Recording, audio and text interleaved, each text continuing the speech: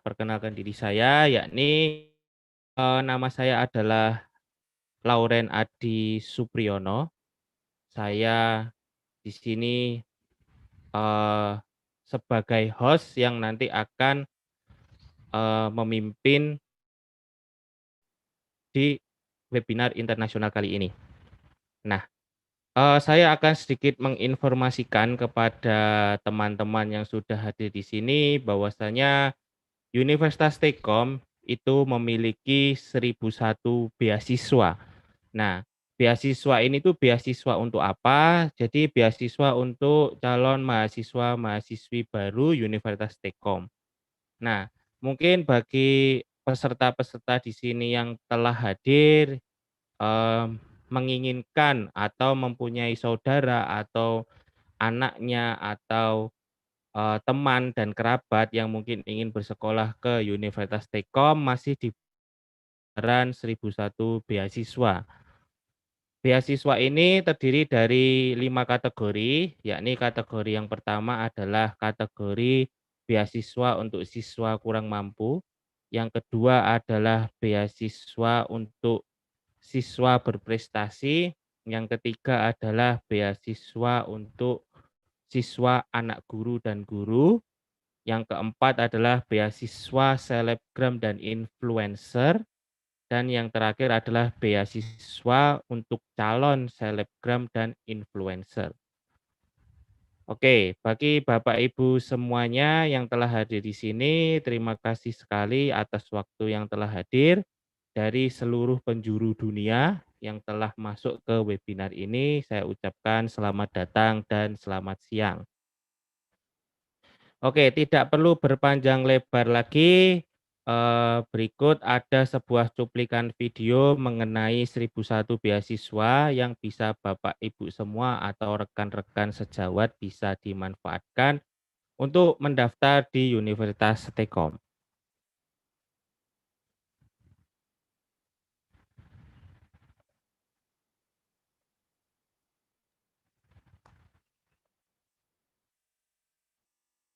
Halo, ada kabar gembira nih untuk kalian semuanya. Apa tuh? Universitas STEKOM memiliki program 1001 beasiswa.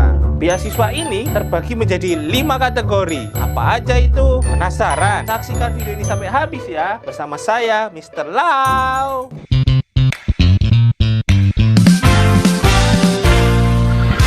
Ini dia 5 kategori 1001 beasiswa. Pertama, beasiswa untuk siswa kurang mampu.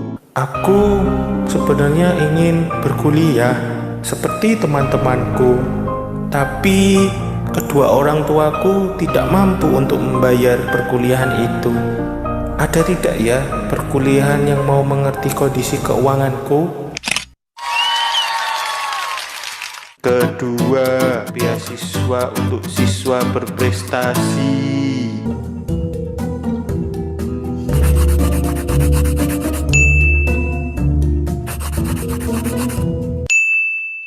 Ketiga, beasiswa untuk siswa anak guru atau gurunya. Pak, Bapak, iya nak, aku pengen kuliah Universitas STEKOM. Soalnya di sana ada beasiswa anak guru dan guru, Pak. Loh, masa? Ayo kita daftar ke sana bareng-bareng, Pak. Yo wes, ayo mangkat. Keempat, beasiswa untuk selebgram atau influencer. Nice to meet you, mucho gusto. Sweeter than a churro. She call me Papi Chulo. Kelima, beasiswa untuk calon selebgram dan calon influencer. Vlog. A few moments later.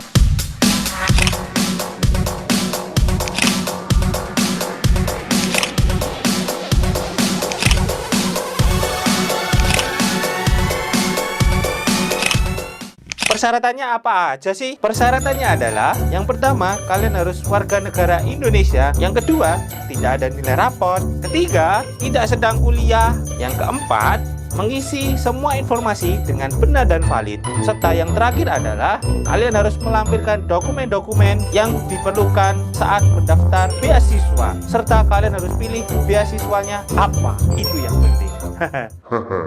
Beasiswa yang tersedia apa aja sih? Penasaran? Kalian pasti udah gak sabar kan? Beasiswa yang kalian dapatkan di Universitas STEKOM sebanyak ini nih.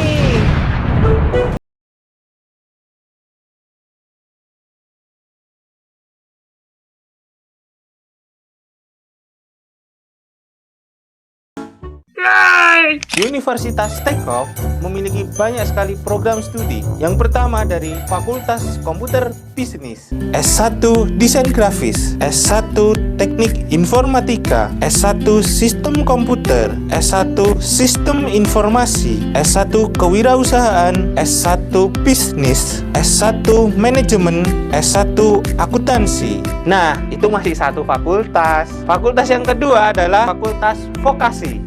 D4 Komputerisasi Akuntansi, D4 Manajemen Informatika, D3 Teknik Elektronika, D3 Komputer Grafis, D3 Teknik Komputer, D3 Kebidanan, D3 Manajemen Perdagangan, D3 Komputerisasi Akuntansi, D3 Manajemen Informatika. Terus bagaimana cara daftarnya? Untuk pendaftaran kalian bisa masuk ke link di bawah ini. Atau kalian bisa scan QR code di sini. Program beasiswa ini terselenggara berkat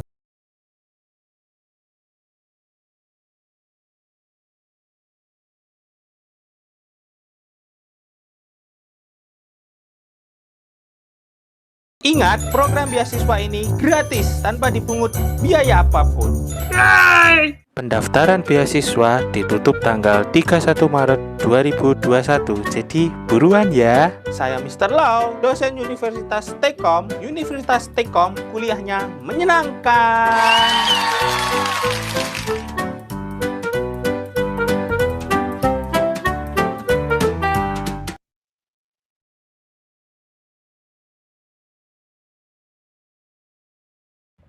Ya, itu tadi adalah mengenai tentang 1001 beasiswa. Jadi beasiswa yang ada di Universitas STEKOM yang pada beberapa hari lagi akan ditutup. Jadi untuk teman-teman atau peserta-peserta webinar yang datang kali ini bisa untuk dimanfaatkan beasiswa 1001 beasiswa dari Universitas STEKOM. Semoga bisa membantu teman-teman semuanya. Oke, acara 5 menit lagi akan kita mulai. Saya ingin perkenalkan host utama kita, moderator kita ada Kak Anissa dan Kak Aya. Kak Aya, mana Kak Aya? Oke, Kak Anissa, apa kabar Kak Anissa? Ya, baik Kakak. Ya, ya. Untuk Kak Azeda ya, biasanya manggilnya kita. Oh iya, panggilnya Kak Azeda ya. Ya, Kak Azeda. Oke. Masih sebentar lagi mungkin. Oke. Nah, saya mau ngobrol dulu sama Kak Anissa ini. Ya. Yang Boleh. menjadi moderator di internasional webinar ya. Ini Kak Anissa, aku boleh diceritain dong persiapanmu itu apa? Persiapan ya? Iya. Yang jelas mental. Oke. Yes. Mental. Terus? Ya, karena jujur untuk berkomunikasi atau berinteraksi dengan orang luar, dengan orang Indonesia dibilang ya, itu sedikit berbeda karena bahkan tidak hanya dengan satu negara, beberapa negara juga itu ada challenge-nya gitu. Ada kalau nggak ngerti gimana ya gitu. Aduh kalau kasar gimana ya nanti ya gitu. Jadi aduh deg-degan gitu. Deg-degannya lebih gitu. Oh, seperti itu. Berarti di dalam bahasa Inggris itu kayak di Indonesia ya, ada yang bahasa Indonesia kasar, ada bahasa Indonesia sesuai EYD, ejaannya disempurnakan, seperti itu ya Kak Anissa. Kalau lebih spesifiknya itu lebih ke tone-nya Kak. Jadi kayak kalau misalnya tone kita itu agak kasar itu ada bedanya sedikit. Tapi kalau untuk spesifik kata, yes. Spesifik kata Enggak, kita enggak ada di sini. Oke. Oke, gitu ya.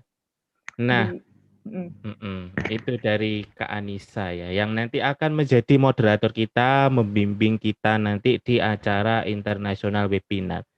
Dan perlu saya informasikan kepada para peserta yang hadir di sini, internasional webinar kali ini semuanya nanti akan menggunakan full dengan bahasa Inggris.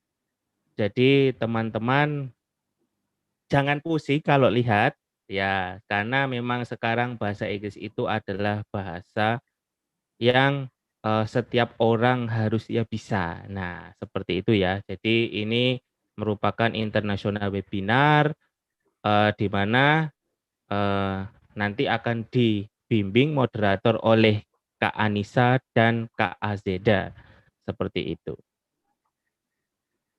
Oke, dan kita dibantu juga oleh host kita di balik layar, ada Bapak Solikan selaku host utama yang ada di acara webinar kali ini untuk membantu jalannya acara ini supaya baik dan lancar, seperti itu. Untuk para pembicara kita yang sangat spesial nanti akan dijelaskan oleh Kak Anissa dan Kak Azeda. Jadi biar surprise ya nantinya. Jadi kalau tak jelasin sekarang nggak surprise nanti. Nah, biar nanti dijelaskan oleh Kak Anissa dan Kak Azeda selaku moderator kita yang sangat, kalau orang China ngomong itu ciamik ya. Sangat ciamik. Nah, gitu. Kebetulan saya itu adalah kalau yang teman-teman yang dari Indonesia, saya itu tinggalnya di Surabaya tetapi lama menetap di Semarang. Jadi bahasa saya itu campuran antara Jawa Timur dan Jawa Tengah ya. Jadi jangan diguyu tapi disemangatin gitu. Oke.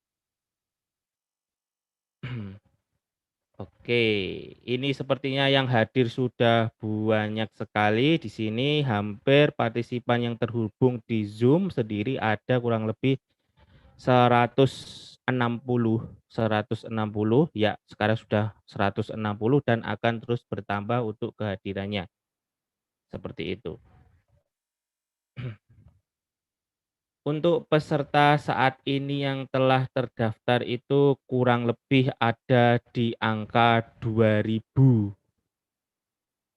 lebih partisipan yang telah bergabung, telah mendaftar di acara webinar internasional kali ini. Jadi webinar ini akan sangat seru sekali dengan para narasumber yang sangat keren-keren, sangat-sangat oke, sangat-sangat berpengalaman di bidangnya masing-masing. Dan sangat, kalau saya sih biasanya kalau anak muda itu sangat ganteng-ganteng. Nah, sangat ganteng-ganteng. Terus kalau yang wanita ya sangat cantik-cantik sekali. Nah, gitu. Oke, dan nggak kalah juga sama moderatornya, seperti itu.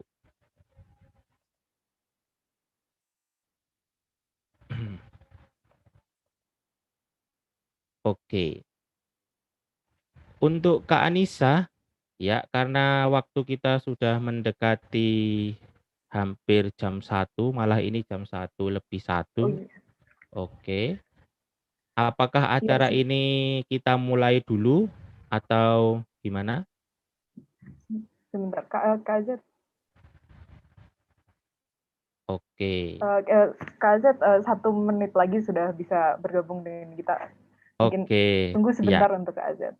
Sebelumnya Oke, ini ya. kan saya juga mau informasikan kalau ini negara Georgia pada tahu nggak ya gitu.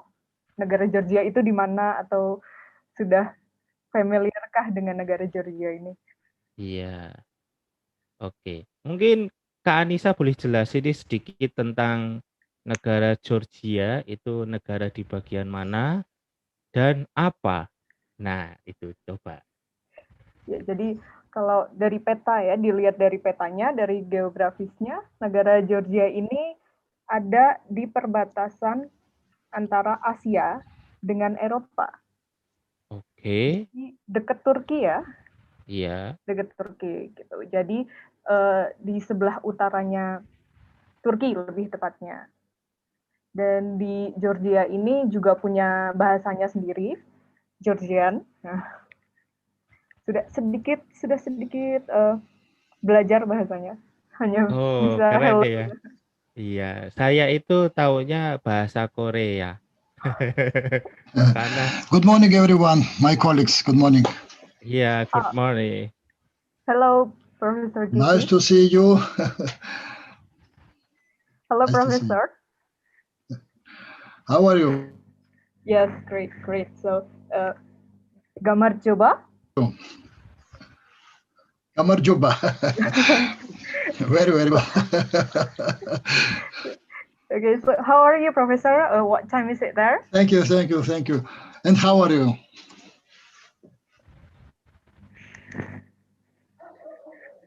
I'm sorry. It's great. And how are you? Oh, great. Very Sorry. great. Great. Thank you. Fine.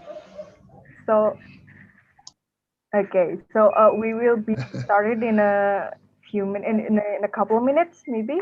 So just bear with us. Yes. Okay. So Okay. we will open the webinar right now. So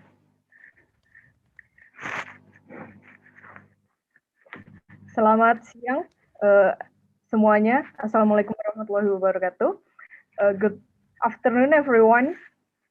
Today is Saturday, March 27, 2020, and right now we are from STEKOM University, and this is our international webinar collaboration with Kutaisi University, Georgia, European University, Georgia, and Fuzhou Polytechnic, China. And for the webinar start, we will be start by praying. So pray start.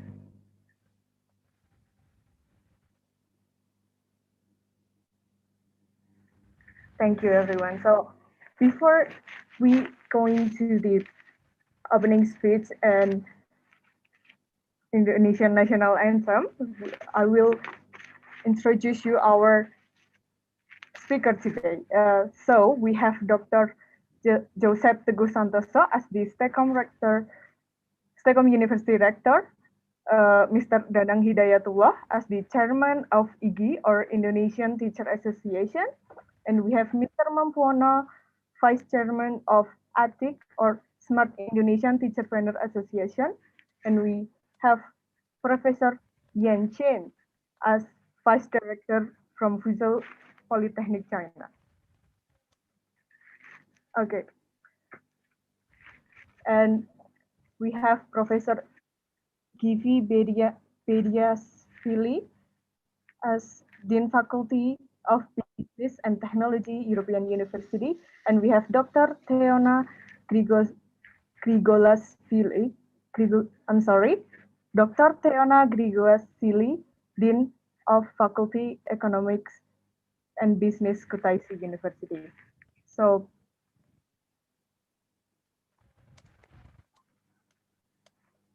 okay, so as I said earlier that Dr. Joseph Teguh Santoso is a STEKOM University Rector, but he's also the Chair of the Advanced Indonesian Vocational Teacher Association in Industry on Alignment Sector. Okay, so thank you everyone for coming today. And for the next segment, we will listen to Indonesian National Anthem. So for Mr. Solihan, you can take over.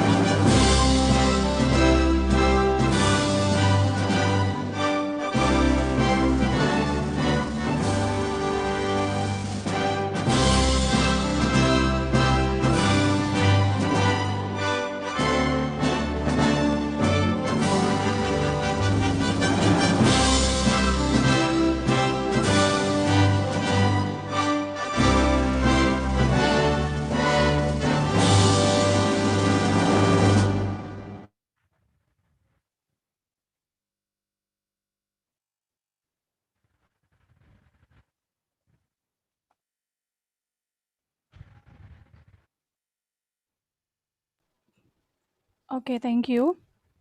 For the next session is opening speech by Rektor of STEKOM University. He is head of Advanced Indonesian Vocation Teacher Association Industrial Strategic Partnership, Dr. Joseph M.Kom. Okay, please.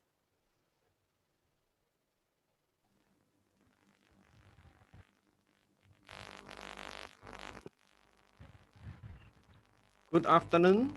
Suara saya bisa terdengar? Bagus ya. Okay.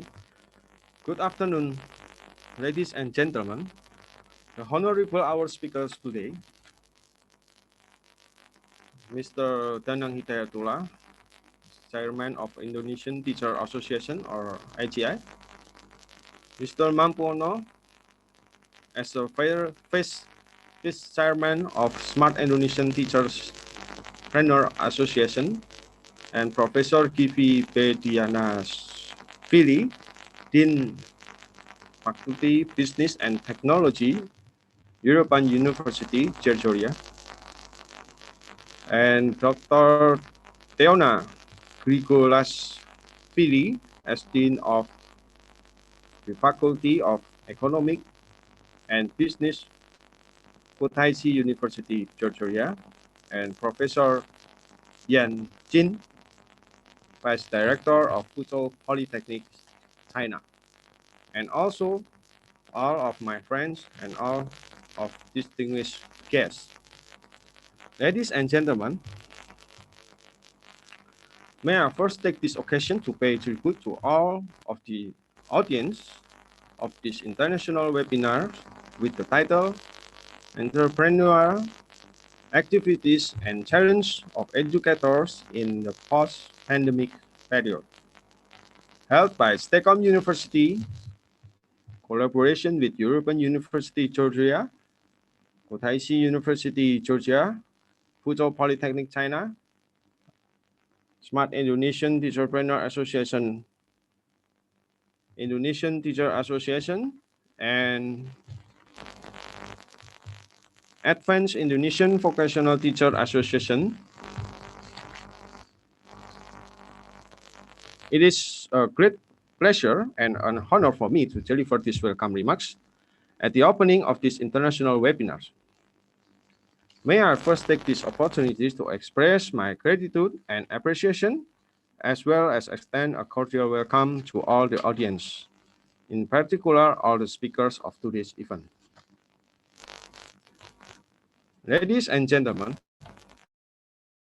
in this webinar, besides as a rector of STEKOM University, I also, as the chair of the Advanced Indonesian Vocational Teacher Association Industry Alignment Sector, I would like to give some information in this occasion.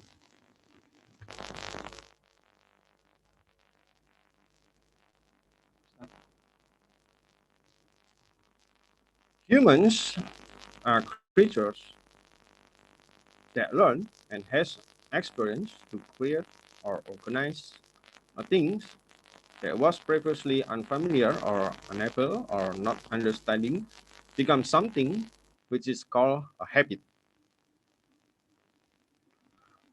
First example,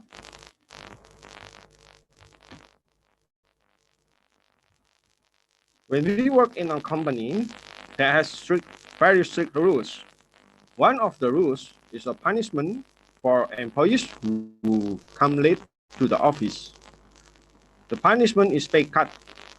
Because of that, the employees who often arrive late will be forced to follow this rule, and it will become part of their habit, not coming late to the office.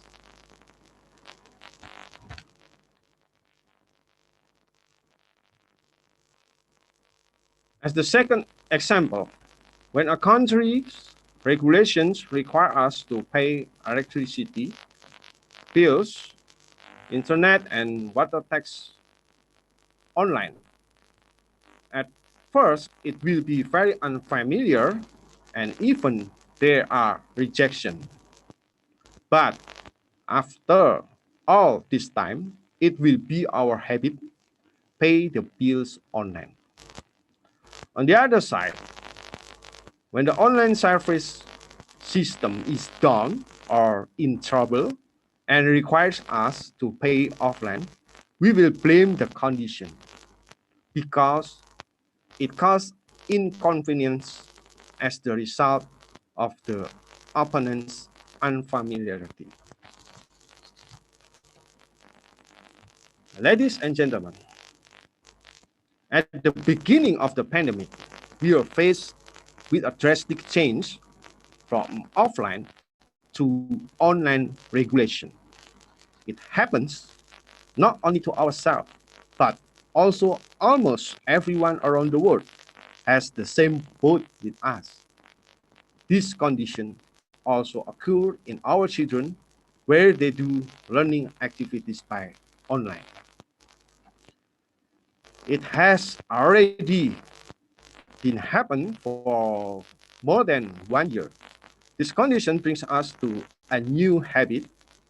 Students, teachers, and even employees getting used to do their activities by online.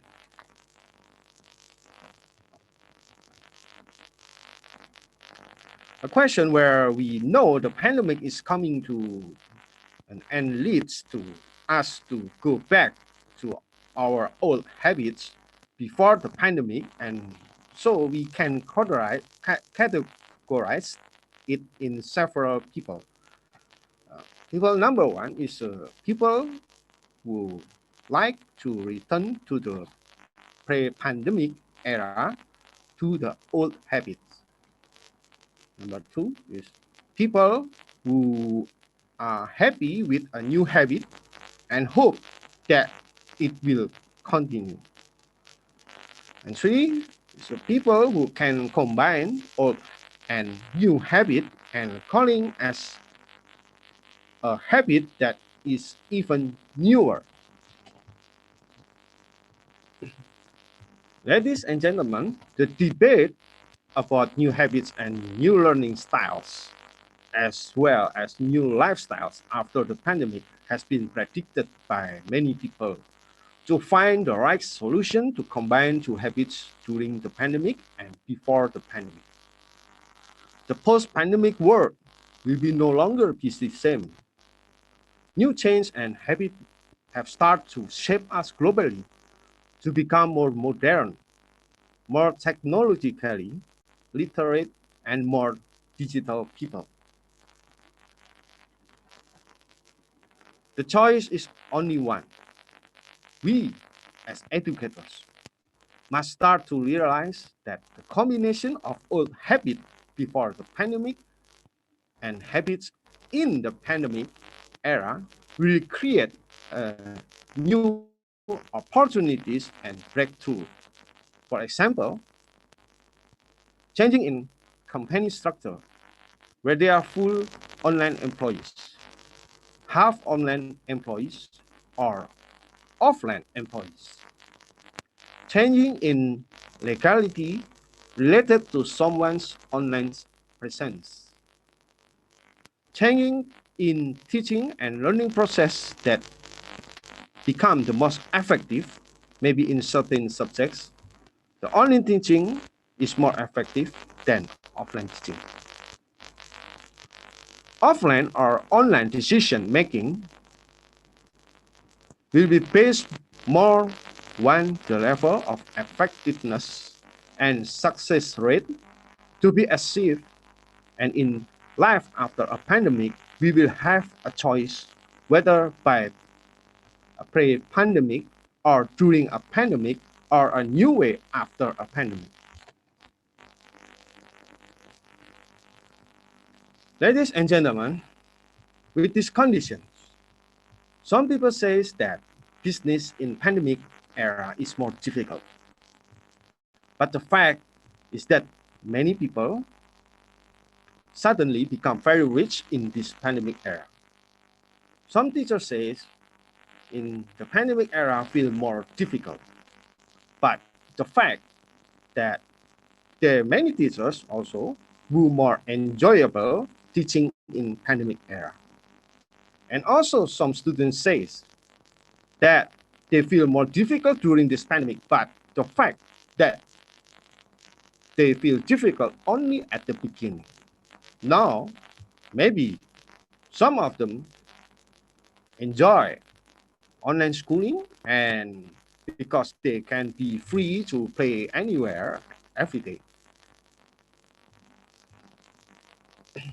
So it is important to remember that new habits globally will shape us to become more global and more educated human beings.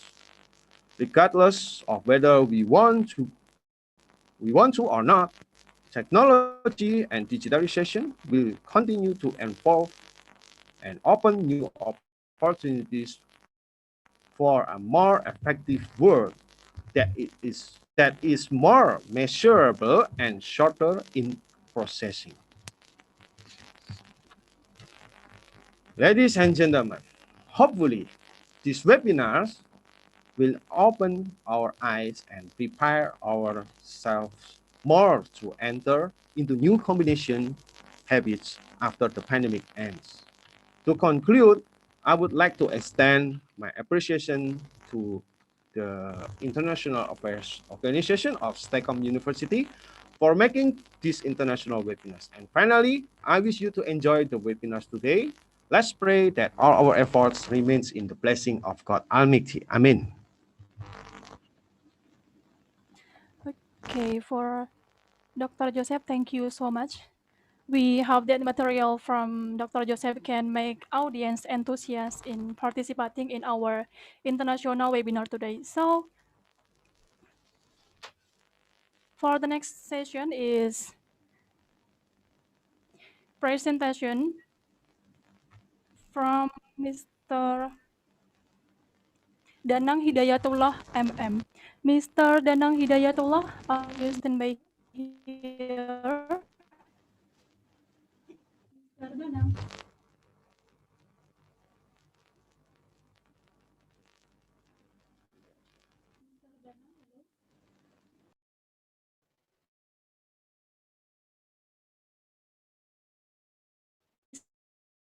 Oh, terputus.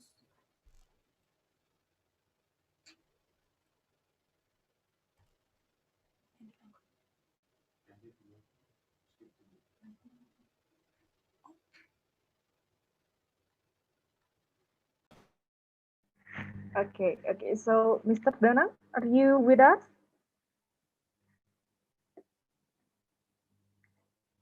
Mr. Danang, is he with us? Okay. So let's go to the another speaker.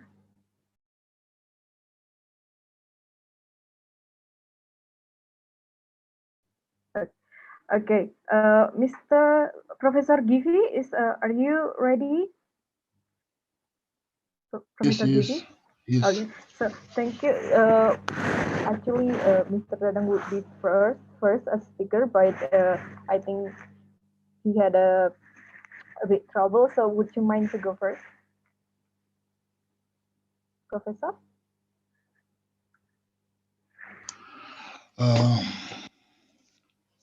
Okay. Good afternoon, everyone. Good afternoon, my colleagues. Good afternoon, Professor. Nice to see you. First of all, I would like to thank the organizers of today's webinar, STEKOM University, European University, and Kutaisi University. I think our work today will be interesting. I wish everyone good luck.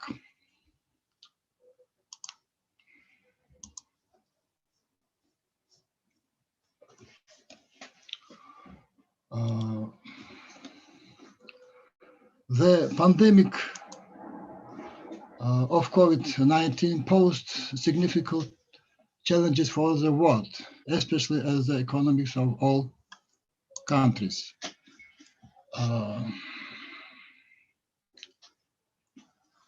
It should be noted that this economic crisis differs from the economic crisis of previous period known for its specificity. First of all, as pointed out by Professor Vladimir Popov, the economy has become a hostage of medicine. Which the advent of the vaccine, it has been hoped that the new coronavirus will be defeated and that important and complex problem of the post-pandemic period will be need to be addressed in the near future.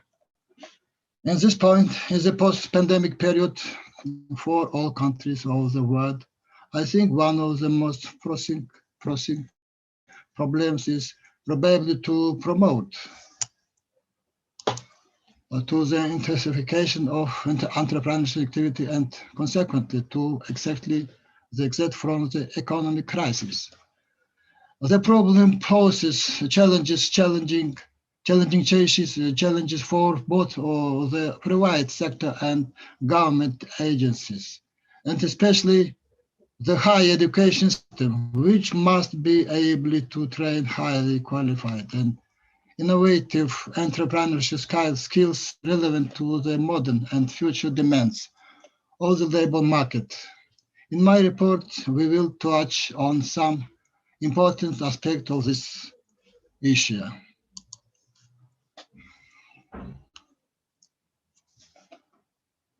The modern conditions of globalization and the expected long-term trends set all the countries of the world in front of special challenges. In addition to it, for all the countries having transitional economy, it is very important to manage to develop through competitive.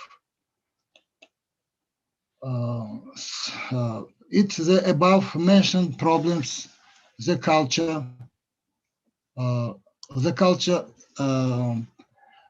and the system presentation of the stage direction of the formation of the economic knowledge of the country take special place. The modern stage, please, sorry.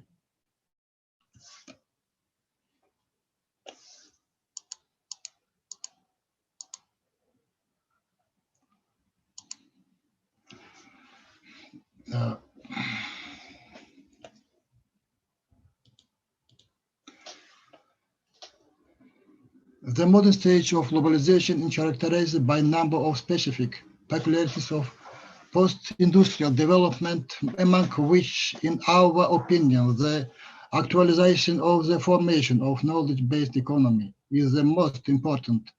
It must be mentioned that globalization determines the addition of dimension with perspective knowledge economy, such as, for example, resource, technological, informational, communicative and institutional structure.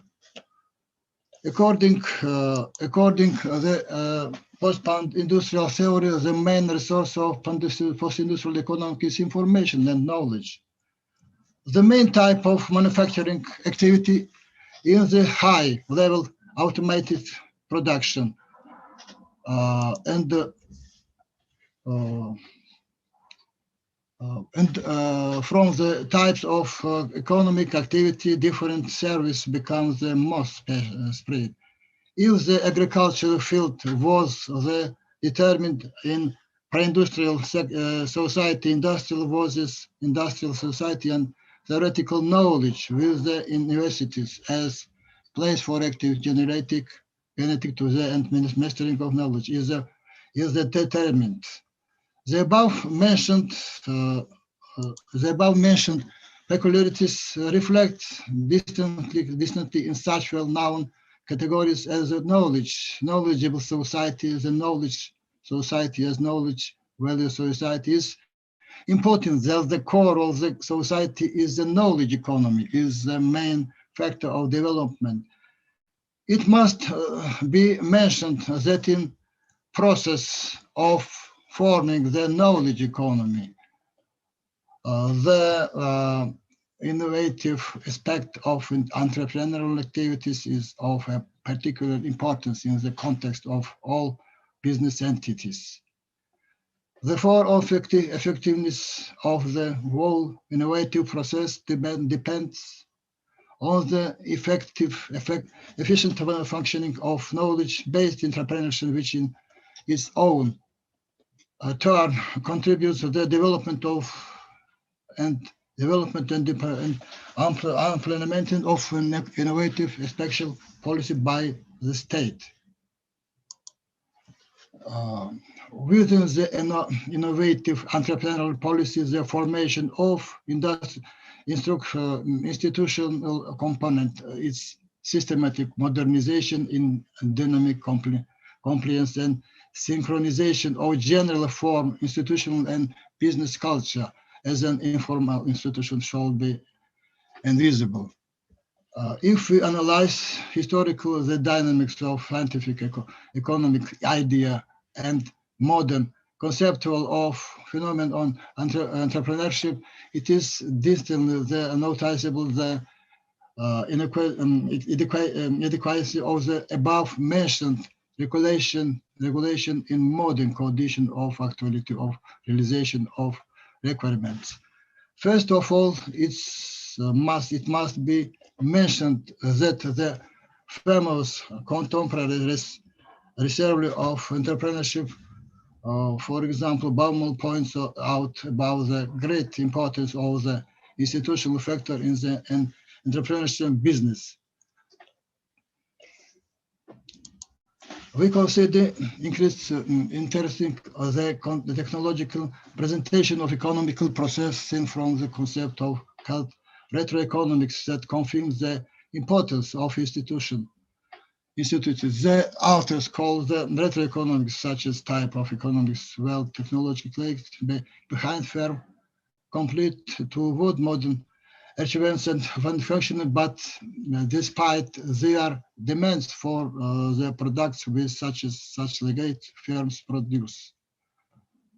There are different kinds of ways built and entrepreneurship for example, to Cantillon. Opinion and entrepreneur is person who implements the agricultural business in an uncertain condition, and entrepreneur income is present for his risk. We consider important to review the presentation of entrepreneurial interpreted from the point of psychological science. For example, Simon thinks the entrepreneurial behavior is not always rational and it is not directed to maximization of profitability that is stimulated by the person physical abilities, memory and registering abilities, and by reality existing limitation connected with the person. Among the modern researchers, we must mark out the famous theoretical and management of innovation economy is well known. Drucker, he gave the entrepreneurial phenomena the new conceptual ways according to which the result of entrepreneurs' creative business are reflected not only on economics but on the entire society. In modern condition, we can talk about entrepreneurship by the famous periods, researches in the format of problems of calculation of entrepreneurial index. As it known, this index is calculated by Global Entrepreneurship and Development Institute, USA. It completely presents the position of 2090. Georgia is 77th place with the integral indicator by 26 points among 137 countries. According to certain indicator towards the USA with first place, Switzerland with second place, and other. Georgia's position shows challenges and problems that must be solved without doubt. According to the above mentioned parameters, the distance between Georgia and leading countries of the world shows the approximate distance at same point. The desired distance that can be used for benchmarking here we'll use the algorithm Hugo Sims in 1988. Which each indicator of above mentioned characterized a certain entrepreneurial aspect of and answers the proper question. Opportunity perception: can the population identify opportunities to start a business, and does the institutional environment make it possible to act on those opportunities? Then in an area of globalization, rapid technological change, companies need frequently develop on new product and service in order to make up upon opportunities and forces domestic companies in emerging market to innovate and improve their competitiveness position. The systematic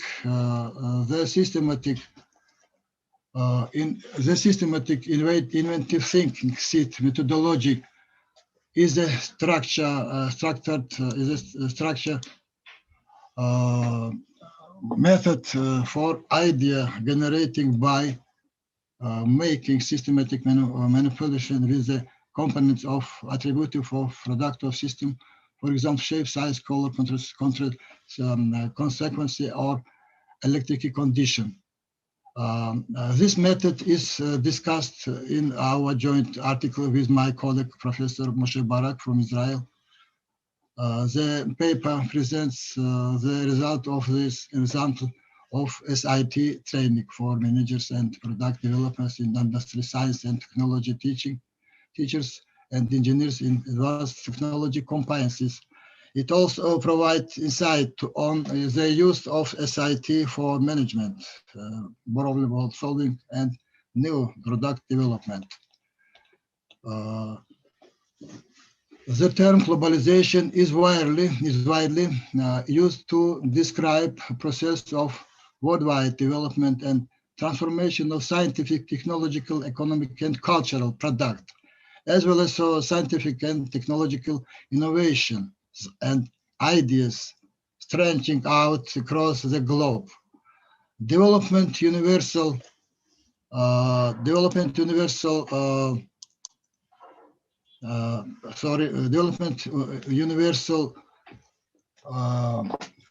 methods for innovations is problem solving and developing innovative products and service can serve a bridge to collaboration on STEM education between different countries worldwide.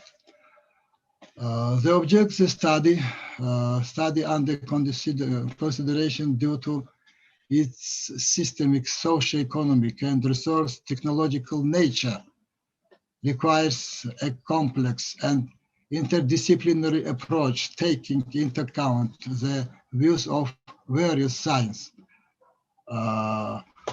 At the same time, we consider it important to touch upon the global context of problem presented and its relation to process of entrepreneurial activity. This aspect makes it relevant to re-understand and develop entrepreneurship as a system and entrepreneurial skills in the most important component in this system. In discussing the global context of entrepreneurship, it is necessary to consider the complexity of its ecosystem, the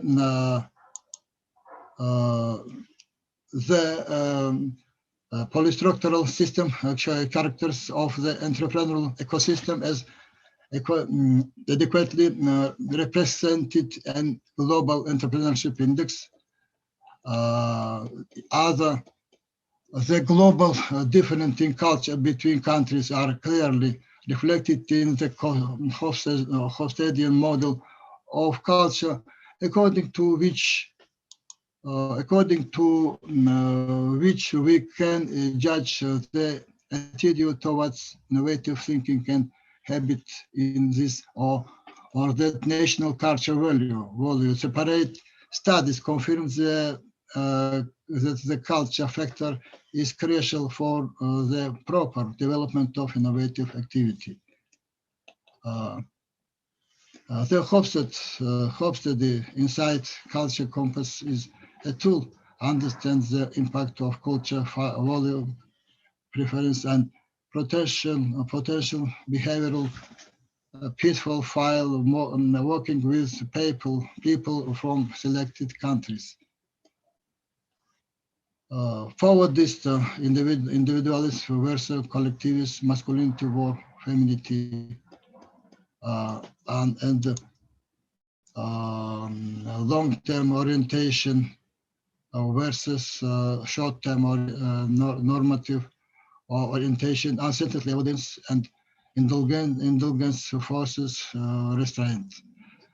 In context of globalization, it's important for each country to follow the socio-economic and technological development to identify the changes that need to be made in the direction of the transformation of cultural value. For example, in the case of Georgia, based on the analysis of current situation, it's clear that this reduction in power distance and development of individualism.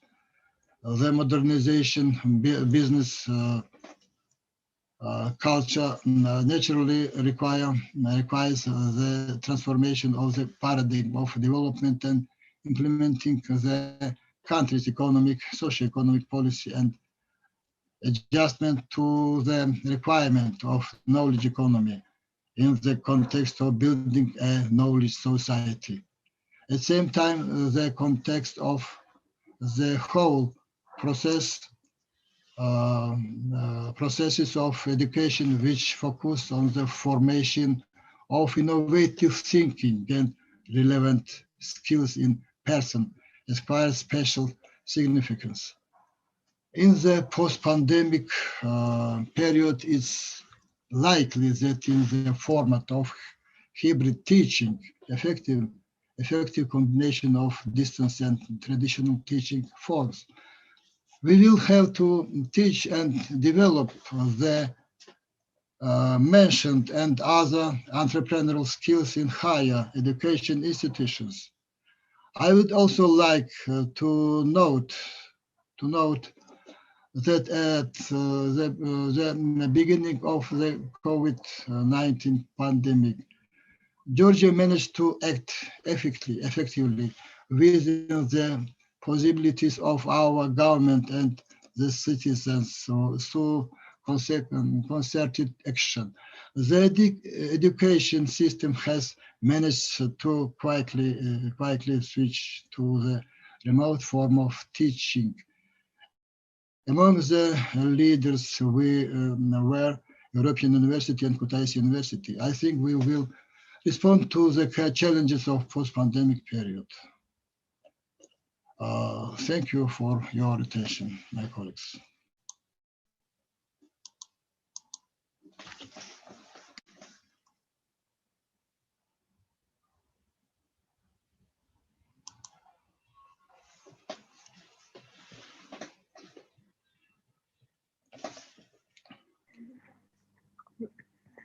Thank you, Professor Givi. Matulova, thank you. That was such an amazing material. We will present that again later with you after in the Q&A session at the end. I hope you wouldn't mind. And for the next speaker, we have Professor Yan Qin from Fuzhou Polytechnic, China, as a vice director. So, okay. Professor, you can take over. Okay. afternoon, everyone. So you can see me, right? Yes, we can see you. Yes. Okay. And thank you, everyone. And just now, I heard a lot from Givi. Thank you so much. I would like to introduce myself. My name is Yanqing. My English name is Carol. I'm from China, Fuzhou Polytechnic.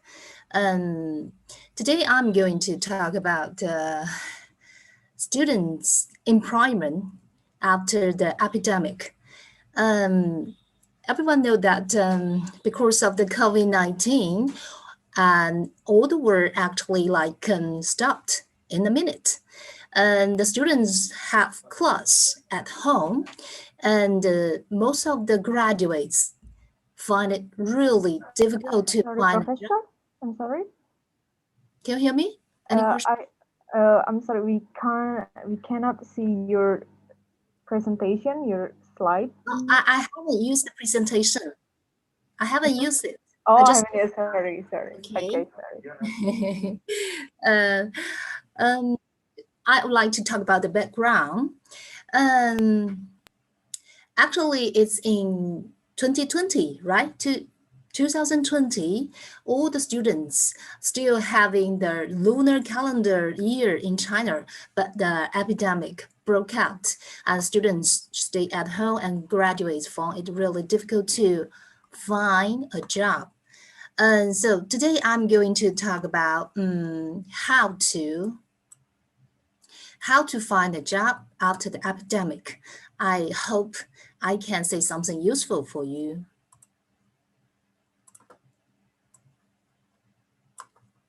Okay. So, first of all, I would like to talk about the employment situation during the epidemic. According to the Professor, can you reshare your screen? I'm sorry. Can I go on? Can you reshare your screen? It was we cannot see. Can you share your screen again? It was like. Okay, I'll share the screen. Oh, okay, yes. Thank you, Professor. Thank you.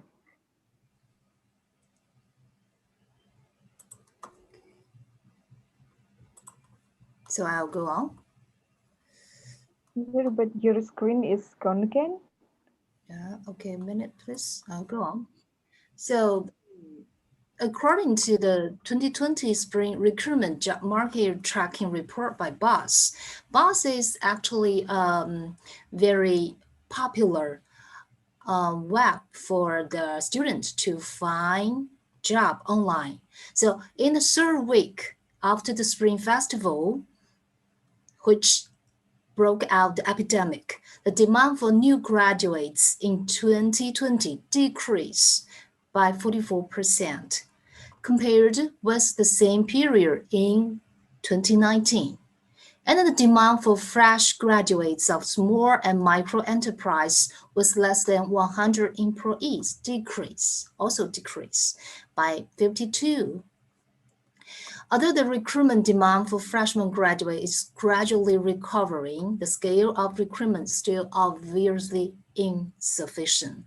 So, facing this kind of serious situation, what can we do for the students?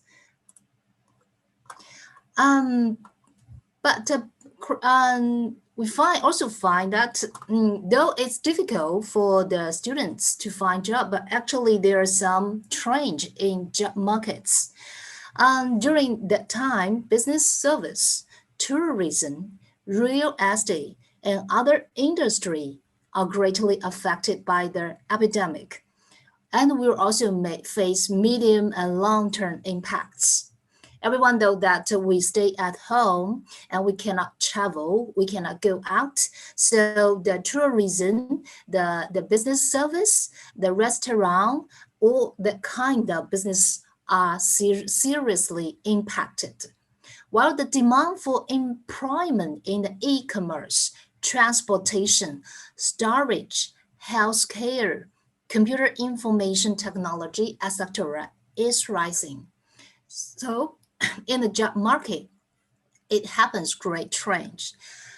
So facing this kind of situation, then I would like to take the e-commerce profession as an example. In recent years, the e-commerce industry has developed vigorously and its ability to absorb employment is outstanding. In July 2020, the China E-commerce Report 2019 issued by Department of E-commerce of the Ministry of E-commerce showed that in 2019, the national e-commerce transaction volume reached 34.81 trillion yuan, of which online retail sales reached 10.63 trillion yuan, and e-commerce practitioners reached 5,125. Okay. Then, in the latest economic development, new kinetic energy index data released by the National Bureau of Statistics in July this year, the network economy index was as high as 856.5, an increase of 42% over the previous year.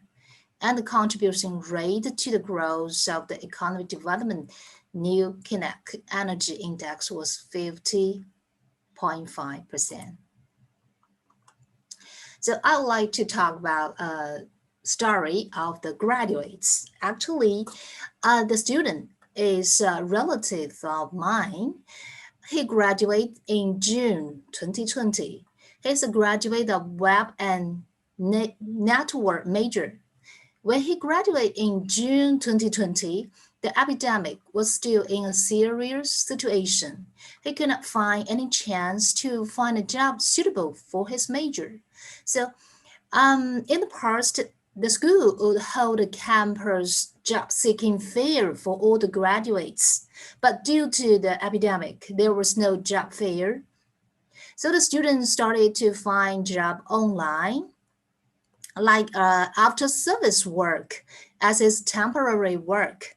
His salary was only 1,500 RMB a month. Then when it came to July, the school offered an online job seeking fair for all the graduates. He found a web design company and sent his resume. But because of the epidemic, all the economy was not so good. So the company only accepted him as an intern and only 800 RMB a month. But his parents encouraged him to start the internship first, regardless of the low pay. He worked in that company for 4 months. And he learned a lot about web design, which he could not learn from his class. So when it came to November, the epidemic situation was almost over. So thanks to the government, the situation was controlled very well. So he sent his resume to another web company and he was accepted as a designer with 5,600 RMB a month, which made him and his family very, very happy. Okay, so that's a story about the students' employment.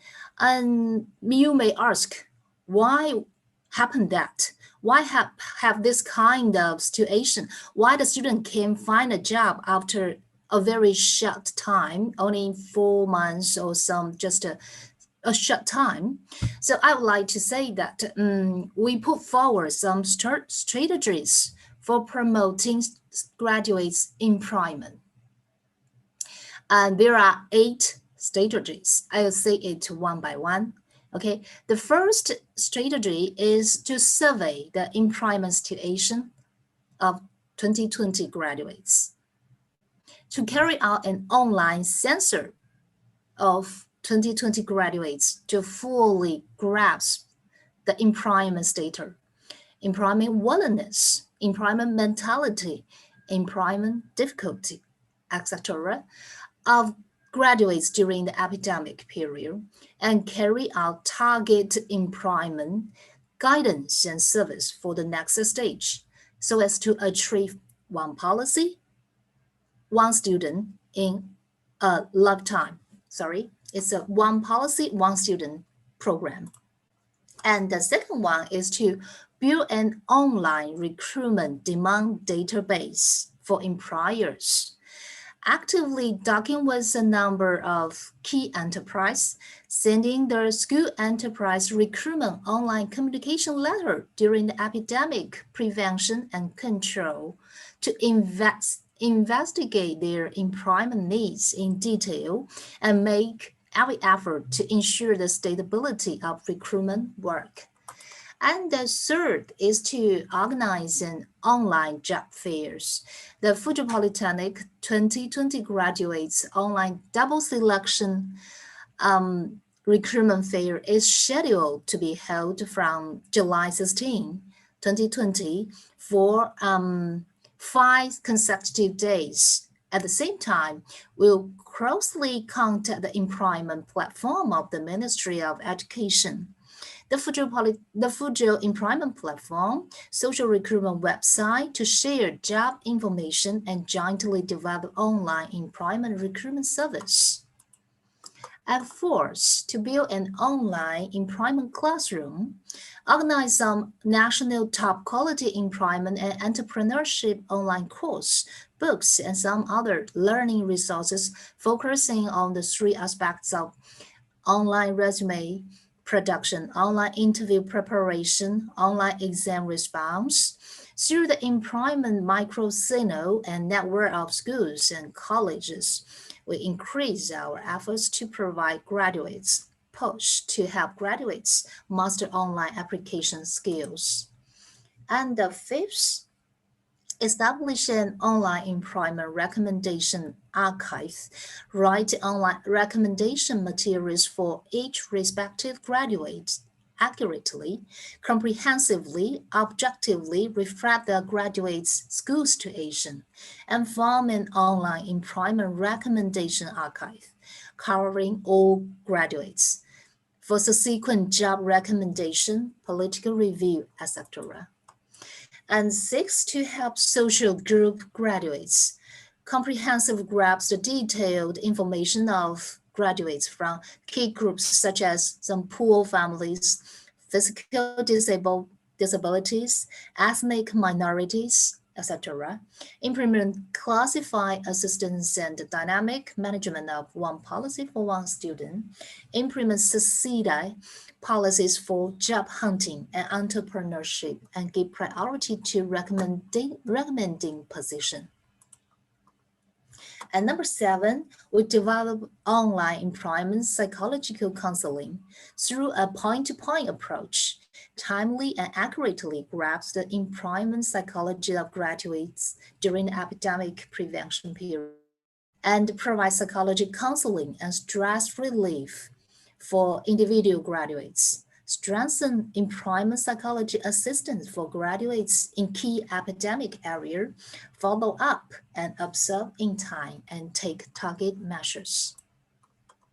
Number 8, to launch the air employment propaganda system, set up research, development, testing, and put the air employment announcement system online as soon as possible. During the epidemic prevention and control period, employer can go to school to preach online without having to travel, and graduate can apply for job online at home without leaving home. And there's some advice for graduates from myself. First one is to keep positive about the epidemic situation. There is a famous saying in China, stay in the green hills without worrying about no firework, which means as long as you live healthily, you can make the chance finally. So learn some skills you have been planning to learn for quite a long time, but didn't find any time in the past, like cooking, weaving, woodworking, etc. And the second one is to find a part-time job or temporary job while you are waiting for a good chance. And third, do not stubbornly stick to one's own profession. Job ones are changing all the time. Try to start a business. You may meet a quite different life. Okay. So I'd like to give you another example of starting the business by phone. Everyone knows that web or we should say e-commerce people use by phone is very convenient currently in China. Almost everyone can use the phone to shop online, to find any information.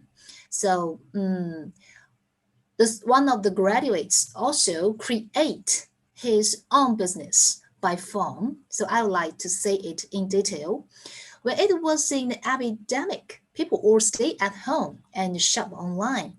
But as for some food like fresh vegetable, fruit, fish, and meat, people can't shop online because of the delivery limits, because it may take 3 days, 4 days, or even longer for the delivery. So people cannot shop this kind of food online. So people, but at that time when it is in the severe epidemic situation, people don't want to go out because of the epidemic. So there appeared a new way of shopping. Someone set up a group by WeChat. I think maybe you also have this kind of chat app in your country. So someone just set up a group chat and invites the people in his phone. So like 100 people. He send food pictures and the price of the food every day, so people can place the order by WeChat, by the phone, and got the food just the next morning at the entrance of their community. So on and on, people get used to this way of shopping. And these people make lots of money by that kind of shopping. Nowadays, the market is reopened. Everyone knows that the epidemic in China is well controlled. We are almost finished. People can go outside to shop anything they like. But this kind of shopping model has been accepted and continued. All right, next I would like to show you some picture. Okay.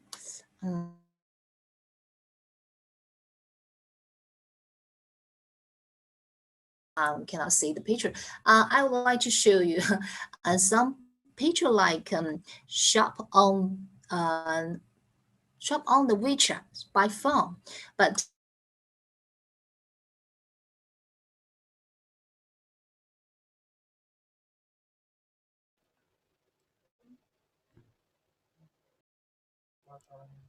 Sorry, Professor,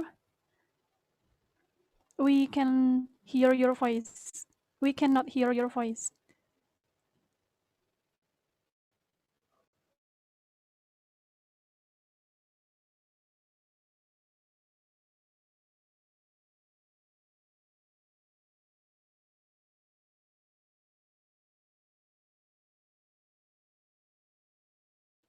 Professor, I'm so sorry.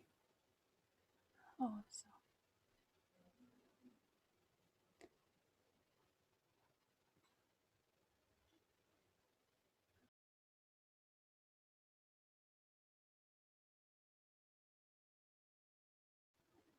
okay, sorry. I think that's problem with connection.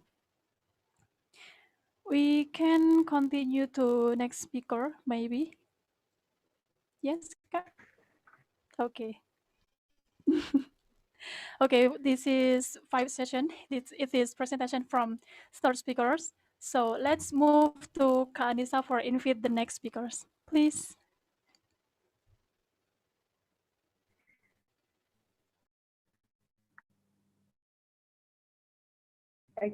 Okay, thank you, Miss Azeda. So for our next speaker, we also have from Georgia. It's from Kutaisi University. She's Dr. Teona Grigolashvili. Yeah. Sorry, I'm so sorry if I. Maybe it's difficult to say I'm for sorry. you. Okay. I'm sorry. So thank you for your understanding. She's Dean Faculty of Economics and Business. Yeah. Okay, so Professor, the time is yours. Okay, can you see my presentation? Yes. Okay. Good afternoon, everyone. First of all, I want to express my gratitude for organizing such kind of important webinar. Such kind of activities and initiatives are very important during the pandemic. And it's my pleasure to represent Kutaisi University in such an important event. Thank you very much. In my presentation, I would like to represent my university and talk about our experience, how we overcome our challenges during the pandemic.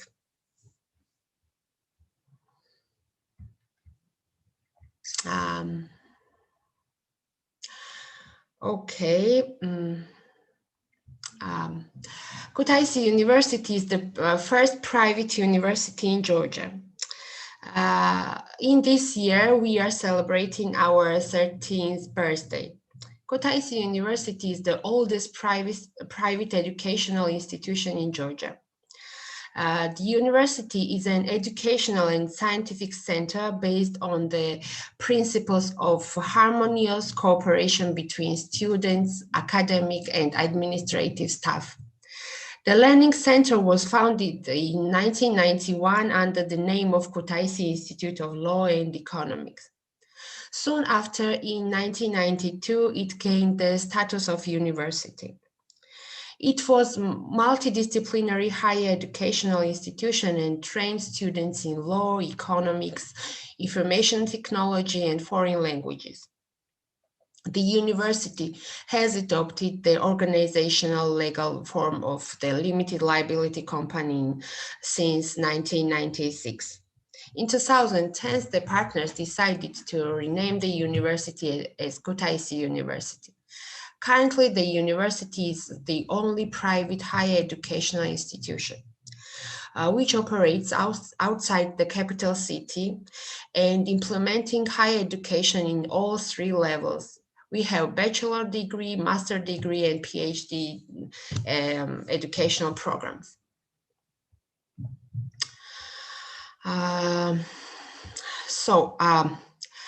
Kutaisi University is a multi-regional private higher educational institution in the European educational space, whose mission is to make a conscious and effective decision-making skills, good faith and high civic awareness, national and universal values, highly skilled and competitive generation, the unique and specific features to encourage and promote development.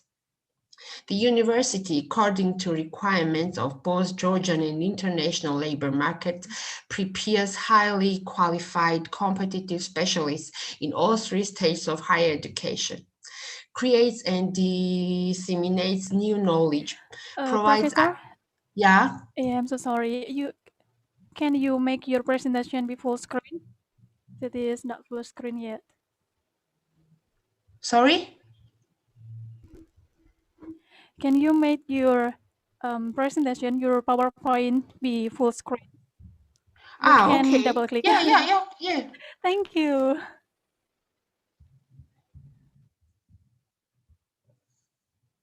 Now can you see it?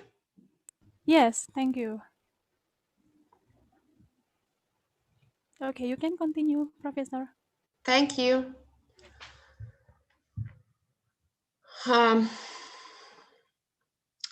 Yes. We are talking about the labor market requirements that we prepare our students in according to the labor market requirements. And we have our in our university, we have two main faculties: Faculty of Medicine, where we have the medical doctor. Can you see my presentation now? Yes. Okay. We can, but it is still not full screen. Maybe you can continue to make that full screen again. Okay. Can you see now? Okay. Yes, that's Okay. right. Thank you. In our medicine faculty, we have only one program. It's medical doctor MD program, and in the Faculty of Economics and Business, we have on 3 stage of educational level: bachelor degree programs, master degree programs, and PhD programs. In bachelor degree programs, we have 3 main directions. It's business administration, economics, and tourism. In master degree programs, we have accounting and audit and finances. In PhD programs, we have economics, only economics. Yes. During the pandemic, the main problem was implementation of non-interruptive interactive learning process. That's why university decided to use the platform such kind of Zoom, Gmail Classroom, and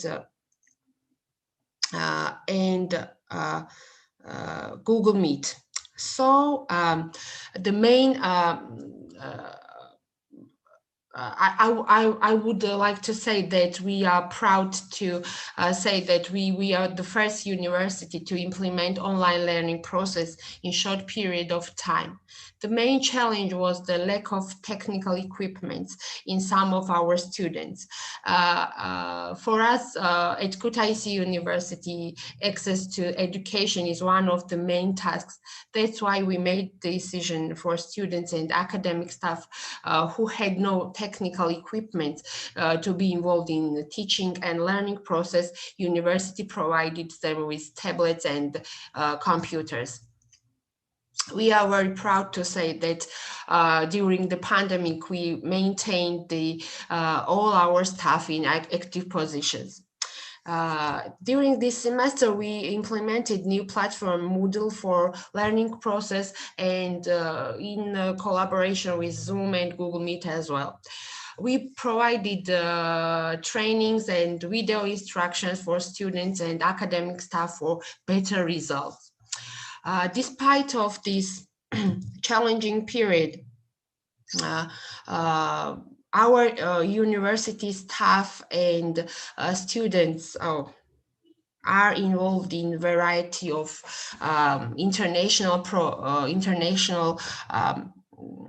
activities, exchange programs, and currently our 2 students are in the international mobility in European universities. So we can say that we overcome this challenge quite successfully. Thank you very much for your attention. Okay, thank you, Professor. Thank you. Okay, can you stand by in here until this webinar finish, Professor Teona? I'm not sure, but I can stay here. Okay. 15 minutes. Okay, okay. Thank you. Thank you very much. Okay, thank you. Yeah. So, Professor Yen, are you stand by here? Can I one question, please? Okay, okay. You can get it. I would like to invite all of webinar participants to our 2021 organized by Research Institute for Economic and Social Problem of Globalization at European University, together with Kutaisi University and Daugavpils University in Latvia, which will be held in July this year. Please, in chat, I sent link, okay? And the link in chat, okay. Thank you. Thank you.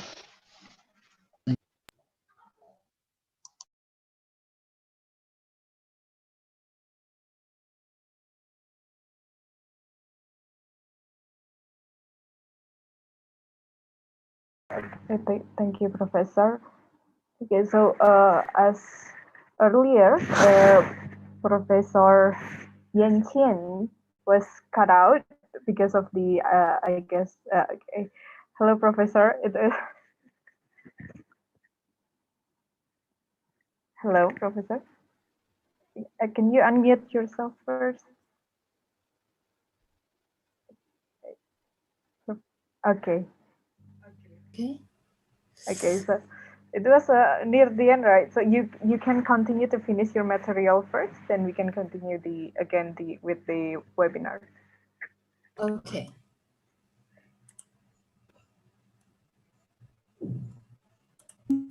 So can you see me? Hello? Yes, we can see, but yeah. You can see me, right? So can you see my PPT presentation? Okay, this presentation is did not share. Not in full screen? Yes. Not yet. Not yet, okay. Minute. Okay. So can you see? Can you see it Okay, now? we can see. You can make that full screen, yes. Okay, I'll make it full screen. Okay, minute, please. Okay. Okay, so just now I I was cut out, sorry. Thank you. Just now I said that during the period, during the epidemic period, students set up a kind of new shopping style, just like shop by phone. And you know, everyone have a mobile phone, and we set up a WeChat app. So he set up a group, add everyone, conclude everyone he know, like 100 people nearby, live nearby. So he set up this kind of group, just like it is in Chinese, but I would like to say it and I would like to explain it. And this is a group, WeChat group. I think you have this kind of chat app in your own country, right? And he set up this kind of chat group and he sent this kind of picture, like this is pork, like mango, like fruit, like napkin or tissue, and or some biscuit, and the price. So people, if he would like to shop this kind of food, he can place the order directly. So the next morning, people can get the food at the entrance of the community. And it's very convenient. People don't need to go outside of the community because of the epidemic in that period. But currently, the epidemic is well controlled in China. People can go outside anytime they want to, but this kind of shopping style is continued. And this student also make lots of money. Actually, it's a very famous, very popular shopping style in China now. If some graduates cannot find job for a short time, he or she can start up a kind of business like this. Just like someone know how to make cookie. Someone is very good at cooking, make biscuits. He can set up this kind of group and add people, conclude people inside this group and send pictures every day. Then people, if they like to shop, they place order. So student can make money in this way. It's very easy. Okay, I don't know. I don't know. I have explained it or not. I don't know. I make it clear or not. And okay, and that's for my presentation for the employment. And next, I would like to share some information about my own school because I'm the vice dean of International Cooperation Institute, and we would like to extend our international cooperation from schools along the Belt and Road, like countries like Indonesia, like Georgia. We would like to establish cooperation with schools in your country. So next, please allow me to make a brief introduction of my school. Okay.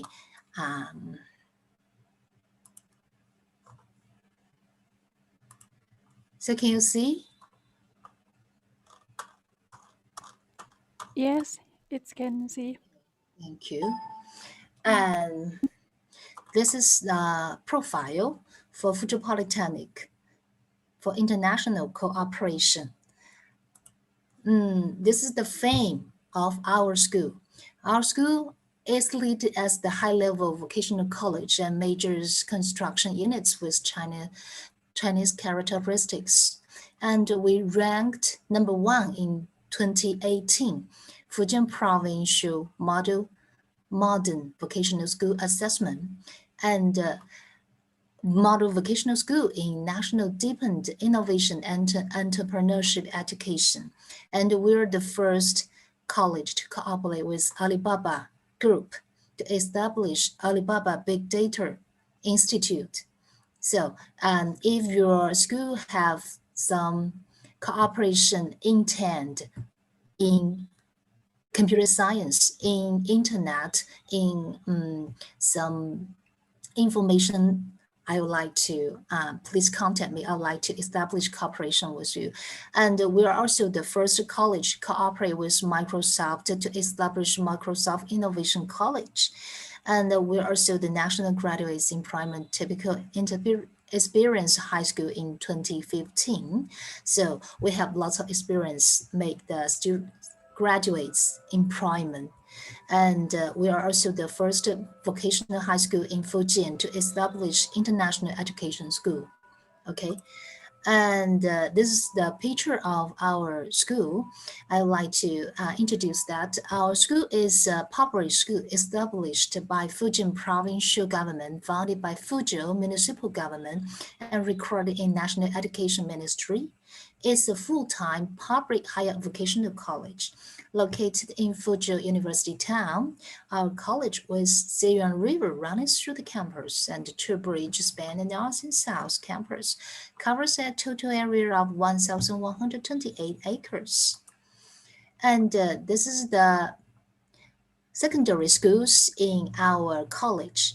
Alibaba Big Data School, also like computer science, or we should say web, something like that. And the next one is robotic. And the next one is mechanical and electrical engineering. And fourth one is transportation engineering. And fifth one is architectural engineering. Sixth one is international education school. And seven is business school. 8 is cultural creativity school. 9 is a special ATIC education school. Okay, we got 35 majors, and 9 of them are provincial model majors. And we got 500 teaching faculties. Okay, we've organized our own 4 provincial excellent teaching teams. And we got more than, actually it's more than 10,000 full-time students and about 7,800 adult education students at school. This is the fame, so I will not talk about it in detail because of the time limit.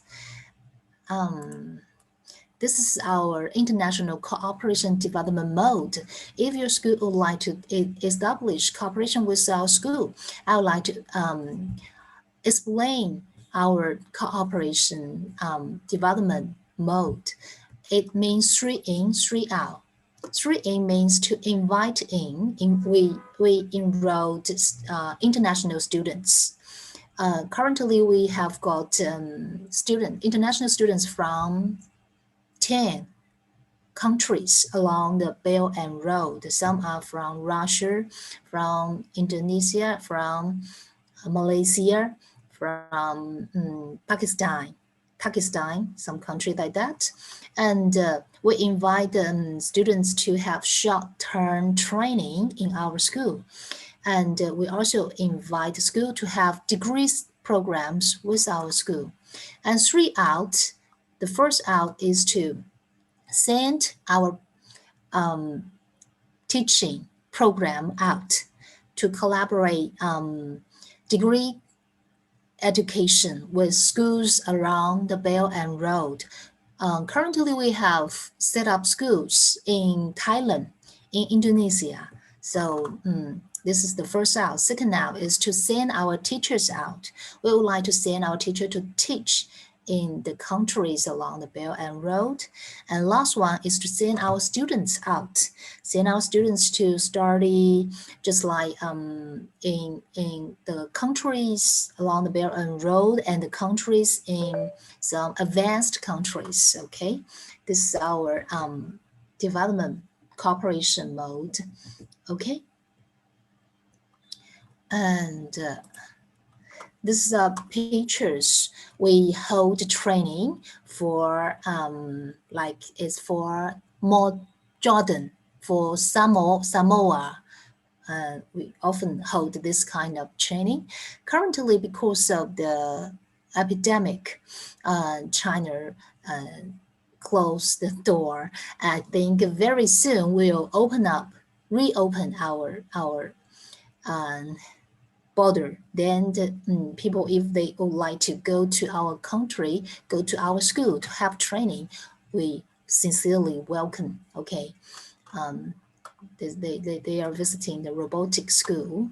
They are taking the picture there.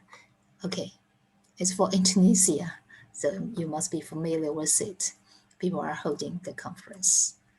Okay, it's for the Arabian countries. Okay, and the last, this is the contact way of me. If you would like to establish contact with our school, to set up cooperation with our school, please contact me. You can contact me by email or by phone, or this is my WeChat. This is my WeChat code, okay? You can add me by that. Thank you, that's all. Okay, thank you so much.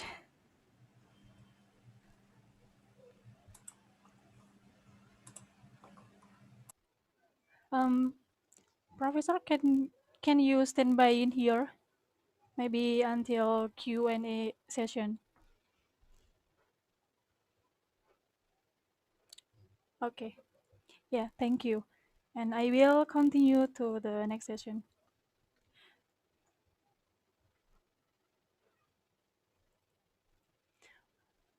Oke, ini saya jelaskan, saya bacakan dalam bahasa Indonesia ya untuk kesimpulannya dari narasumber pertama kita tadi, Profesor Givi. Jadi di sini ada beberapa konsep modern pada fenomena entrepreneur yang mempengaruhi keadaan sosial.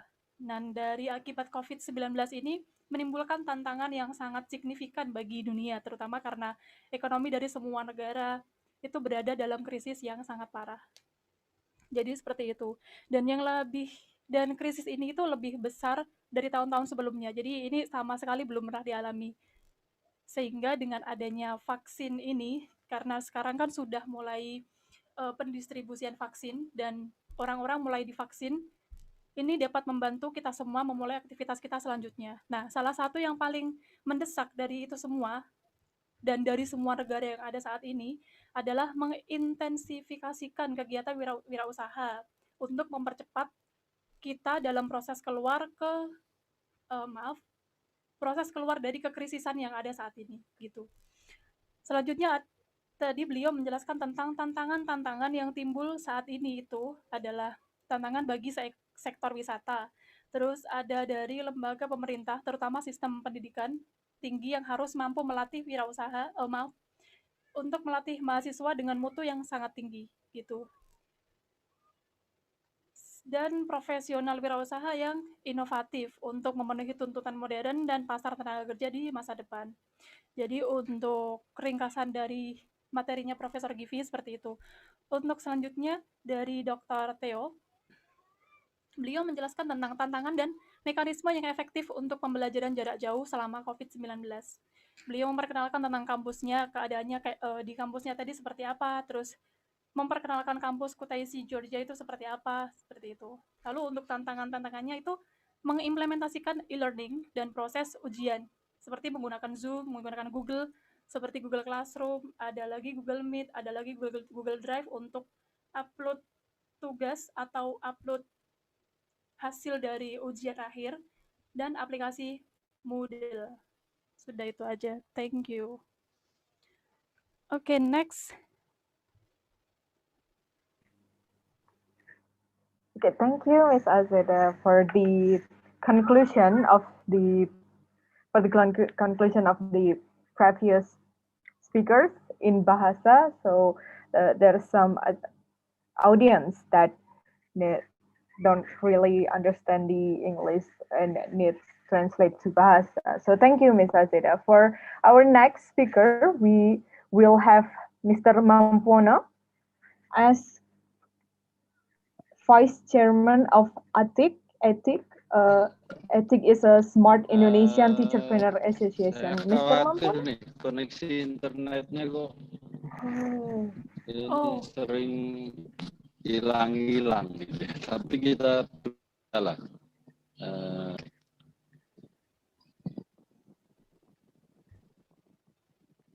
Yeah, so has it been my time to give the presentation? Okay, please.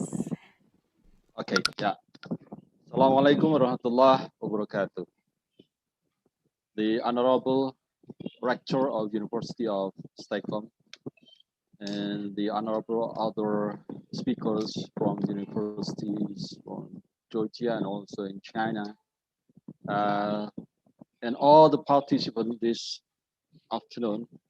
There are 586 participants attending this in the Zoom, and I don't know exactly the number of participants in the YouTube, but this afternoon I'll try to present something that might be useful for us, especially in facing the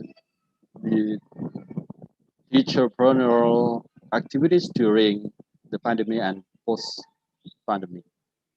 All right, I'll share the presentation. Okay.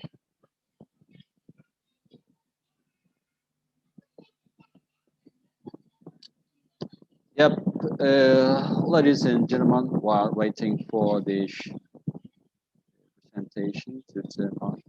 All right.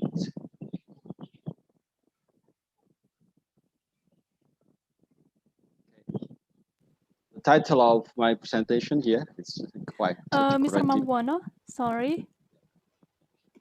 Yeah. Okay. Can you stand by when you speak, because if you move and move, that can the voice is like as noisy, crack like that. Oh yeah. Hey, has it been quiet? I mean, it's been clear, my voice, and also will turn off the video.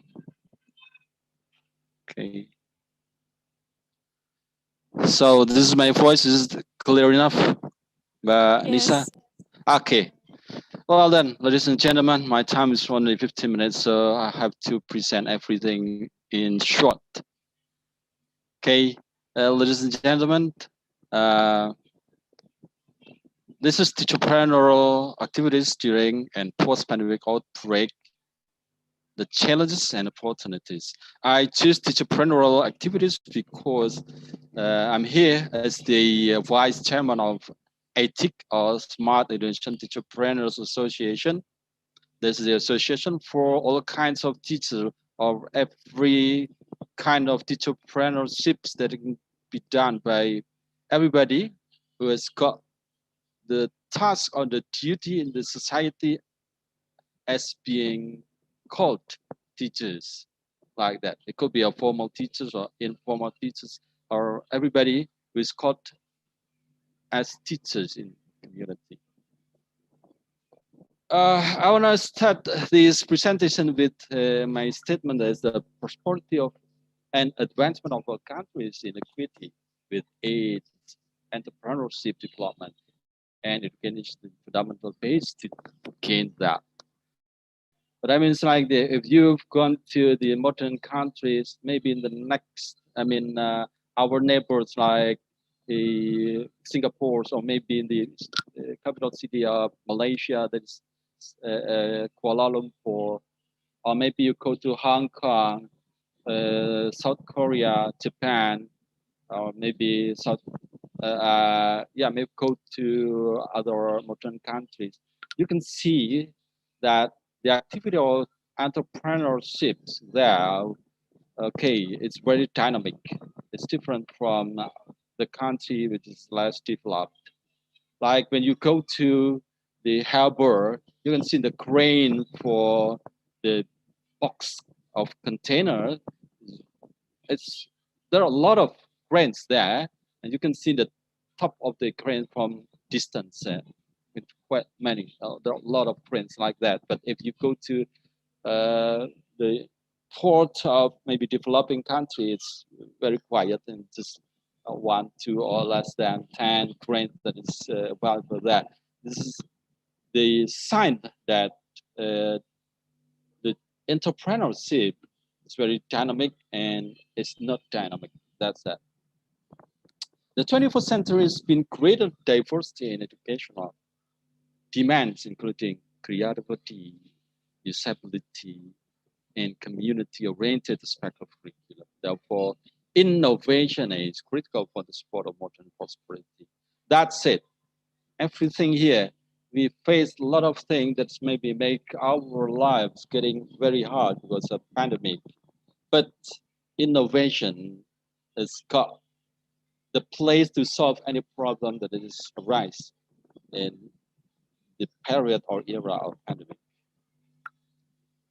And everything has been disrupted, and I can say that the disruption era, even before the pandemic happened, that is disruption number one is about information technology, especially the Industrial Revolution 4.0, where there are a lot of things happen where everything around us changed very rapidly, but we even unconscious about that.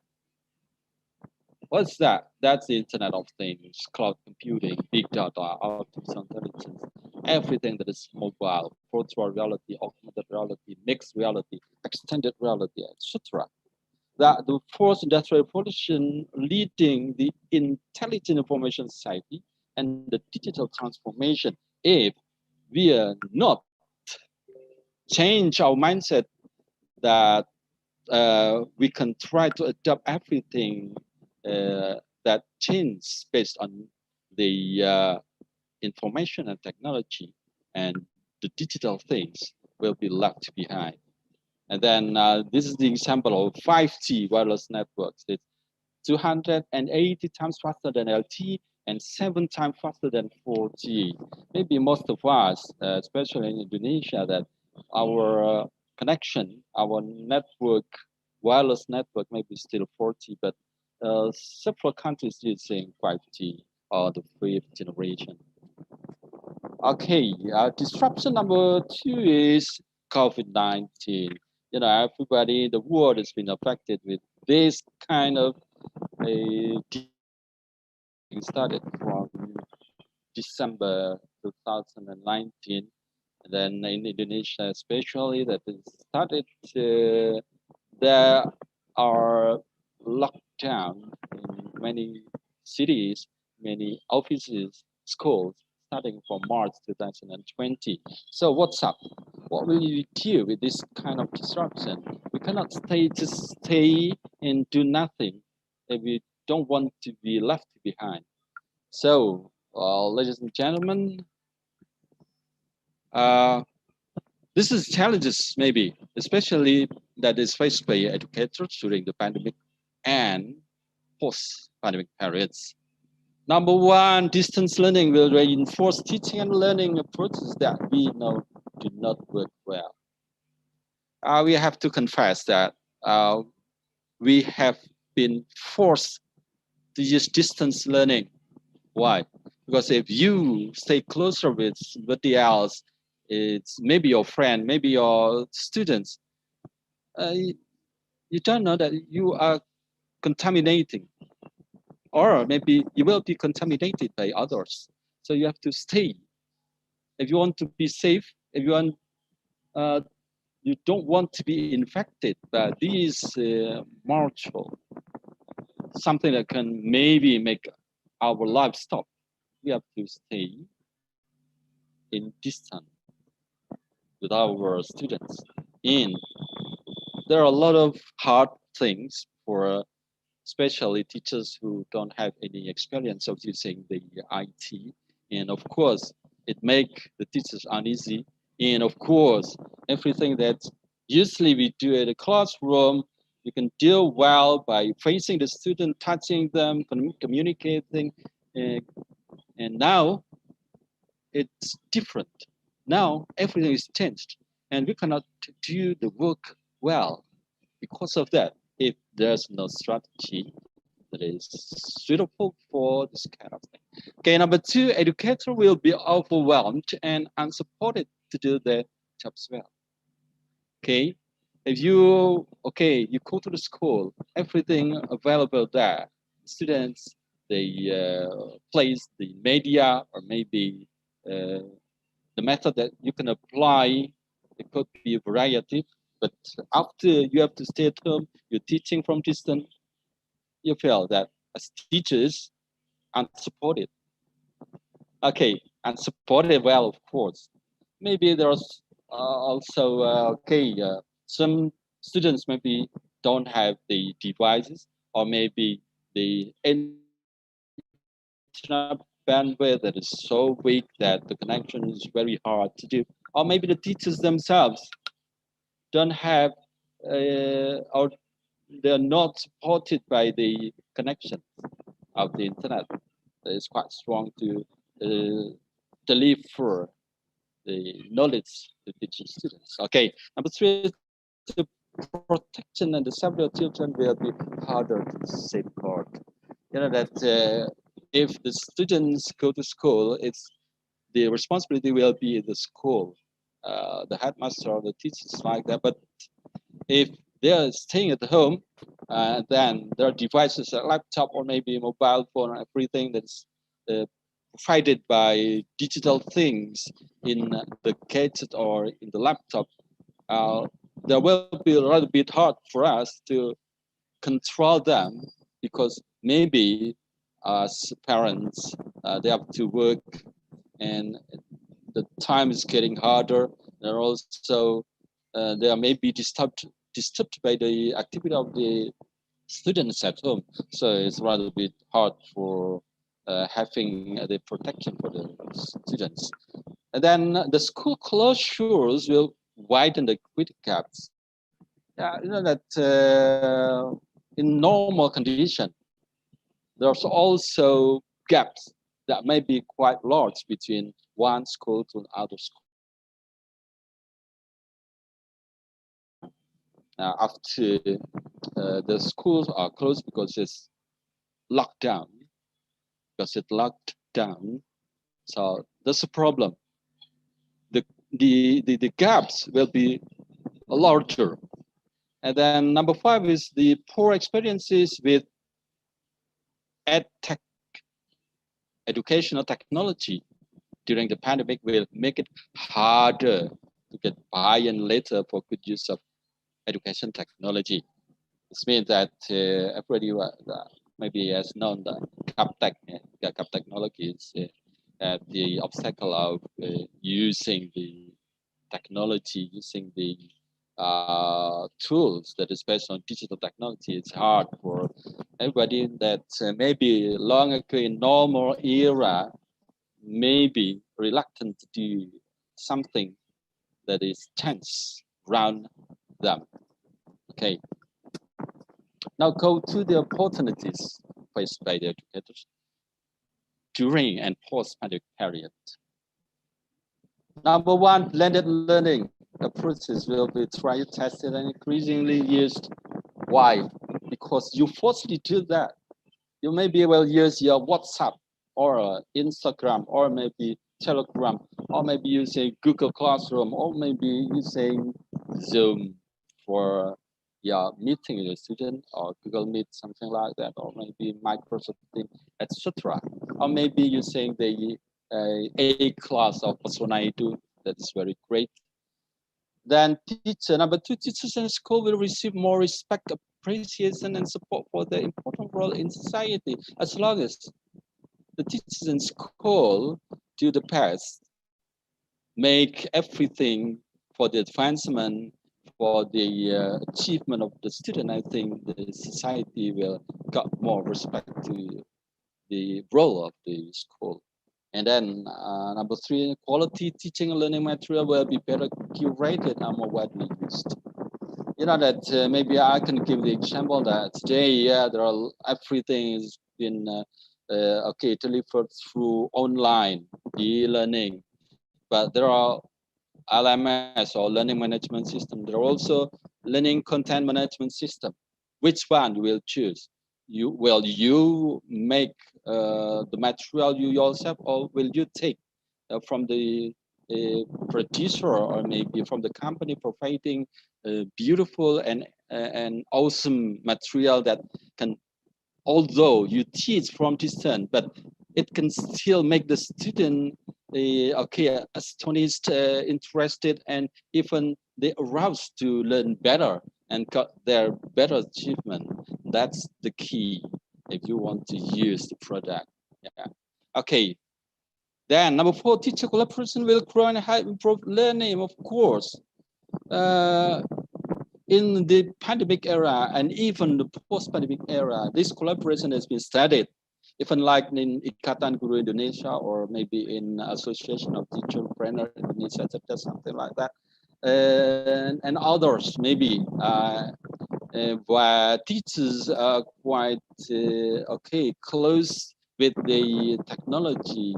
So collaboration has been built and it's been developed, and it's greater, not only inside the country, but outside and around the world.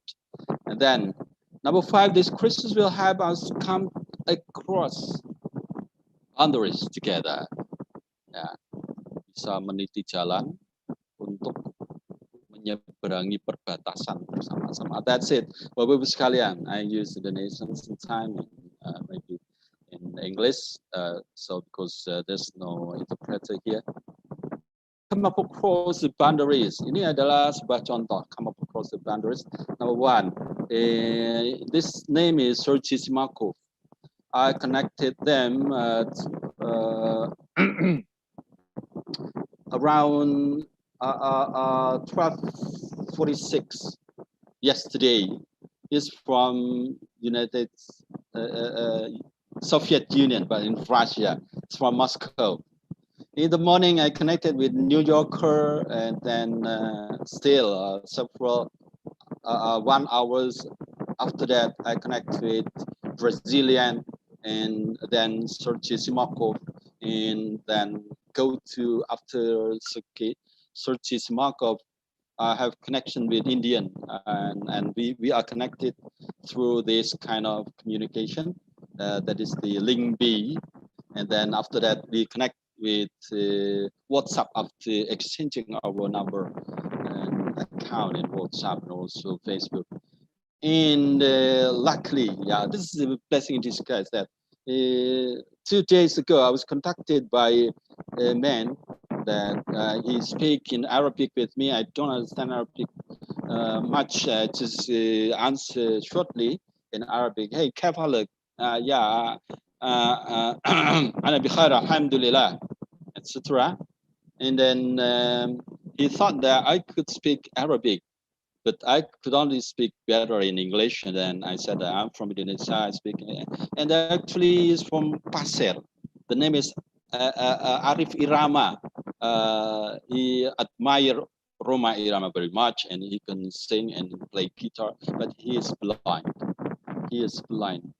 And he contact me, ask help from me if I can contact other from countries using native Arabic as a language, so that he can get the the material, the tuition, he can learn Arabic better. So then, luckily, I was contacted by Omar from Egypt. He's one of the students in Russia. I wanted to have a connection, and then, yeah, like this is come up across the boundaries, that is talking about education. He's still a student, but want to have better English, and then he contacted me, and I said, Omar, I'm sure that you are very kind-hearted, and I have a blind friend. Would you please connect it to us, and then okay, conversation after that, and then we will have, you can learn English from me, and you can, and my friend can learn Arabic from you, and then you can also learn Indonesian from us. That's it. And then this morning at around 2 o'clock Saudi Arabian time, or 6 o'clock in the morning, Saudi Arabian called me. I want to communicate in English, and I also asked him to have a connection with Arif Irama, who has good voice as a singer and also a musician, but blind, but he's very skillful in playing guitar. That's something that I can give the example, come across the boundaries. And go to the next, coming across the boundaries, what about using the virtual reality to connect to others? This is me wearing the brown clothes. And this is one of Philippine youngster.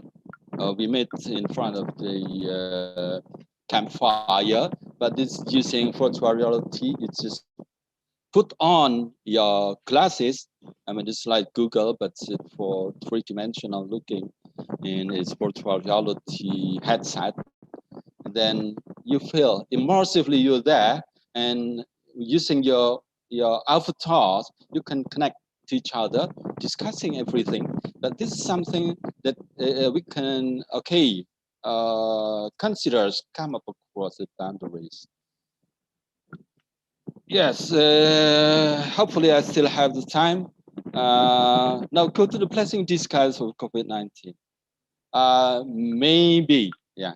I could say that today we have a webinar. This is one of the blessing disguise that Zoom that maybe long ago has been used by not many people to work, but now Mampuono? it has been chosen as the biggest issue. Yeah. I'm sorry, your time is 5 more minutes. So you have 5 more How long? minutes. 5 minutes. How long do I still have the time? 5 minutes, yeah. Yes. Okay. Maybe everything has been affected badly by the pandemic, but not for the digital entrepreneurs, because there are a lot of advantages from the efficiency, from the productivity, from quality, from the customer advantage, for the agility advantage. Because by using the artificial intelligence, digital thing, some algorithm is being developed, and then also the more things, advantages can be taken from the digital things. Okay, look at this picture. COVID-19 has made permanent change towards digital. To the consumer, why? Maybe you usually go to the mall, go to the store to buy everything. But after the pandemic, you can use the marketplace to pay everything. Maybe you have a smart refrigerator, which if you run out everything inside the refrigerator. Refrigerator will connect to your mobile phone and connect to marketplace, and then everything is being sent to your house to once again fill your refrigerator, or a lot of things. Economy, digital driven crowd post COVID-19. Emerging IT use cases, digital driven. And then telcos and enterprises ensure network capacity. Government enable ICT sector to build a digital economy. Everything can be taken. This is the blessing, I think. If there's no COVID, maybe today you don't know what Zoom is.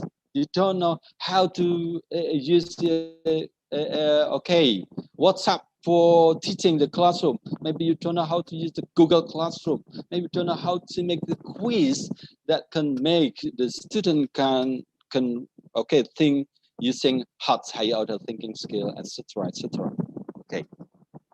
Now I want to tell you about teachers, pandemic, digital technology, and prosperity. Nah, ini untuk orang Indonesia. Guru gajinya 200.000 per bulan. Itu fakta atau mitos? So what do they do during the pandemic era? The answer is you. This is a video of my interview with a teacher who's got only 200,000 rupiah every month from the institution. And there are a lot of teachers like that. So they need to become teacherpreneurs to be tough and successful inside and outside of the classroom. How to be teacherpreneur. Teacherpreneur is a new brand, bridging the gap between the traditional classroom and the administrator and the educational policy maker. That's a teacherpreneur, and it's involved in educational leadership, writes around curriculum or curricula, research, and then educational philosophies, educate outdoor teachers, and even work to reform official educational policies. Ya, jadi organisatoris, mempengaruhi pemerintah atau pihak legislatif untuk menciptakan peraturan-peraturan yang support kepada pendidikan yang lebih baik. Ya. And teacherpreneur can use the skill they implemented in the classroom to run a business, entrepreneurship, maybe like a test preparation company, give lectures about educational techniques, or work with local politicians to develop new ideas for statewide educational policies, and many, many more opportunities. Thus, teacherpreneurship allows more teachers to have an impact in fields other than classroom instruction, not only ngajar di dalam kelas. And it also allows teachers to have a richer, dan ini membuat guru boleh lebih kaya dong, gitu ya. More diverse and fulfilling set of professional experience. Lebih dalam, ya, dalam menguasai pengalaman profesionalnya dan memenuhi apa yang sudah menjadi tuntutan profesionalnya. And this is the note that not only earning extra money, entrepreneurship, teacher, edupreneur, it's few terms for educators who have been successful spreading their ideas. So you can enter the entrepreneurship. I mean, you can go to entrepreneur, but the field is in education. But you have to be smart and still successful in your classroom. Entrepreneurship is not just about branding and earning income. It is about sharing ideas. This is about your creating ideas and how you share your ideas. Stories of what learning should be and helping teachers and the student embody the type of learning. That's it. What can we do? If you want to be a teacherpreneur, being lifelong learners, implementing 21st learning model, higher order thinking skills, that is starting from a C4 up to C6, that is analyzing and then evaluating and then creating.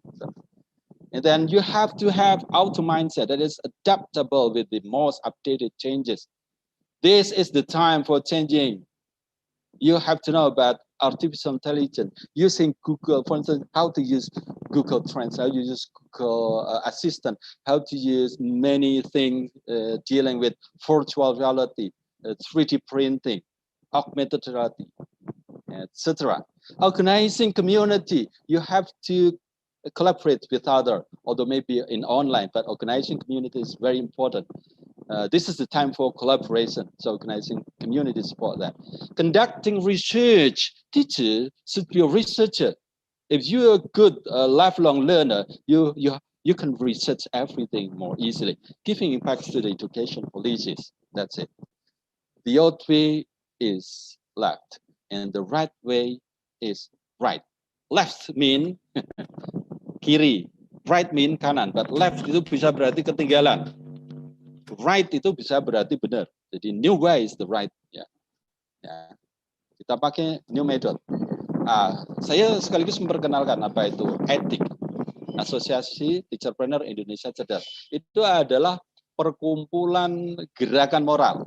Karena guru Indonesia masih banyak yang berada di bawah kemiskinan. Setuju atau tidak setuju, saya menganggap Bapak Ibu harus setuju.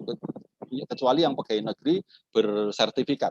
Teman-teman kita yang jadi guru honorer, guru yayasan-yayasan yang ada di desa-desa, yang masih guru TK, itu gajinya 200.000 per bulan.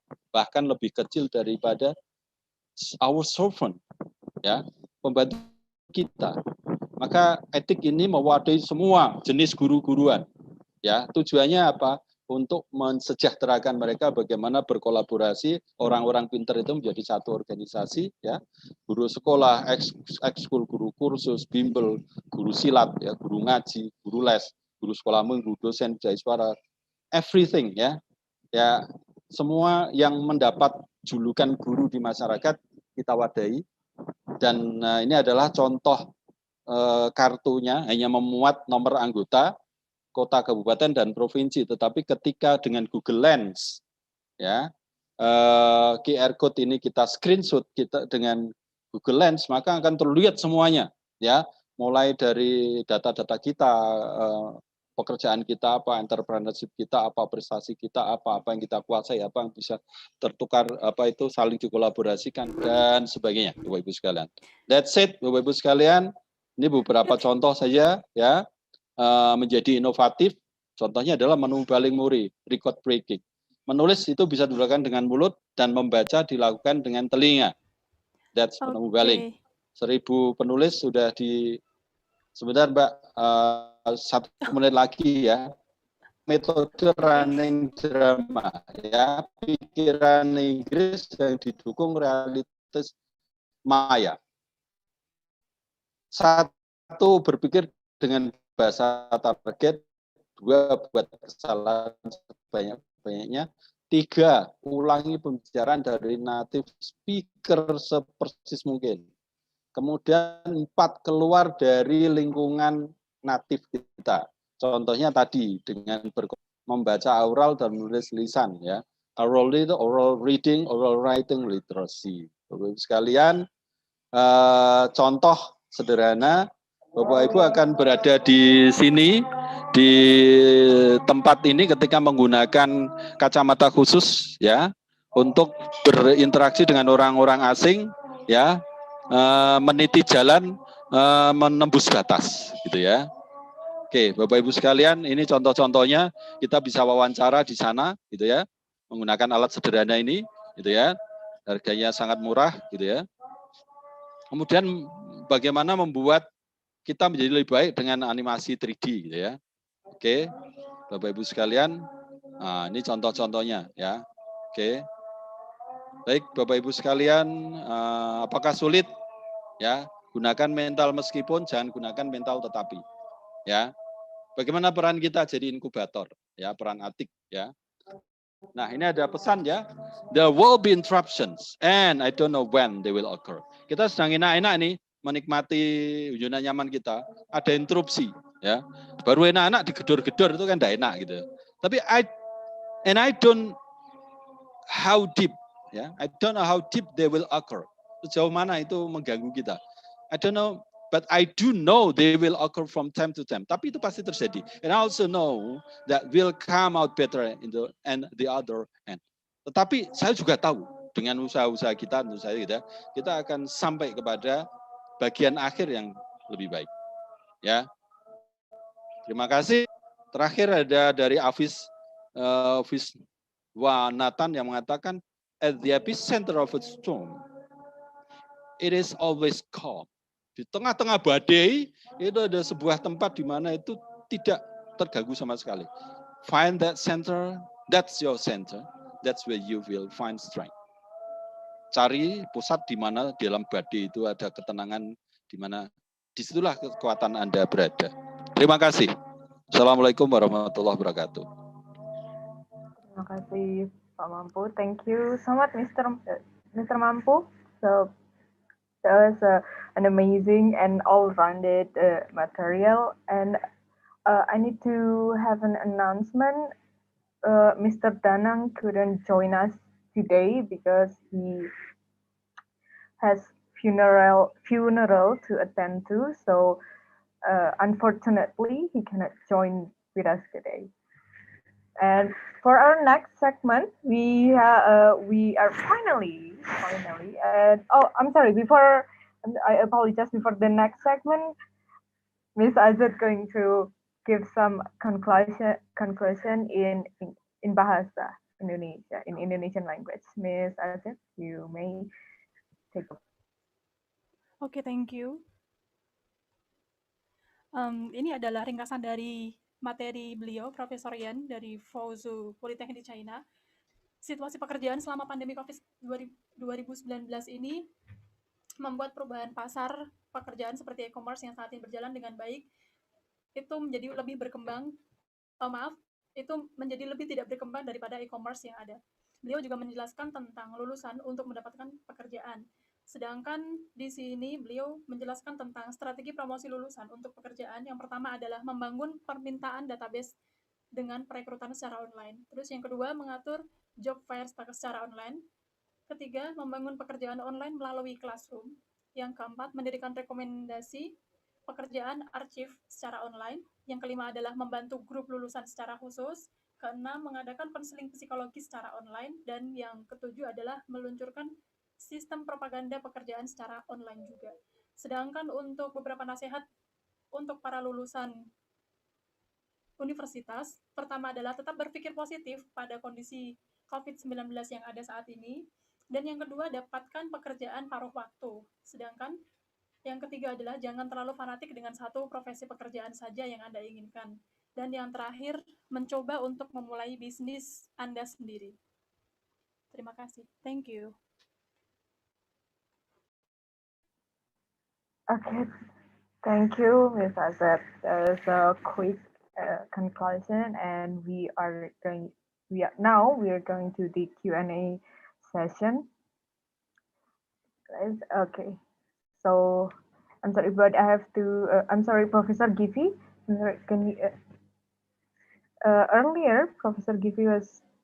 Okay, so Professor Givi couldn't join us for the Q&A session.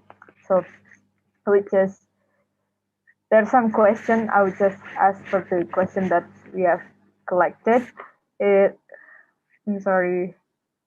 Okay, we have this. Oh, thank you, Professor. We have a question for you. This is from Hartono Tono. Why is the school being online or off?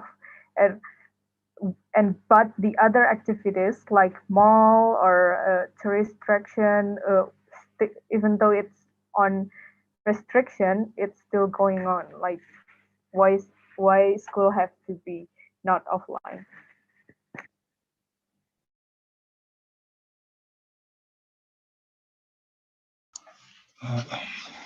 Thank you for interesting question.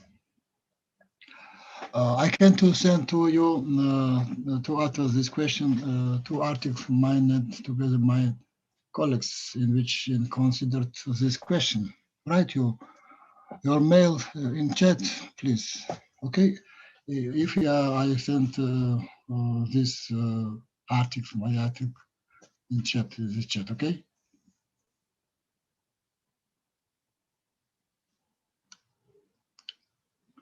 Sorry, I don't listen to you. Sorry. I'm sorry?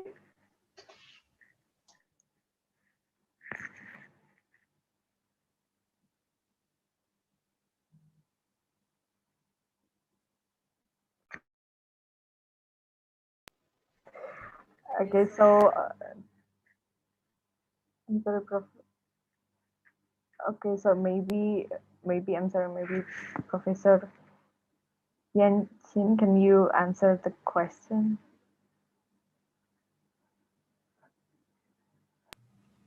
I don't listen. Write this question, please chat. Oh, I'm sorry. Oh, write the question. I apologize.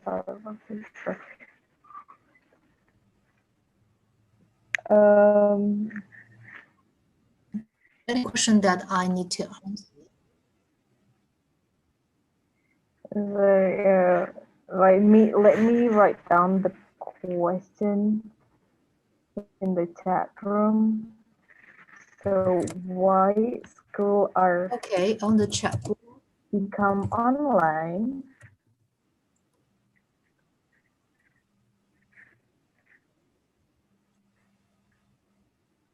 Activities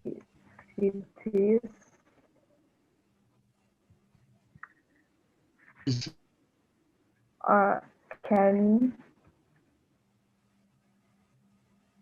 still going with restrictions. I can't read. Maybe internet problem.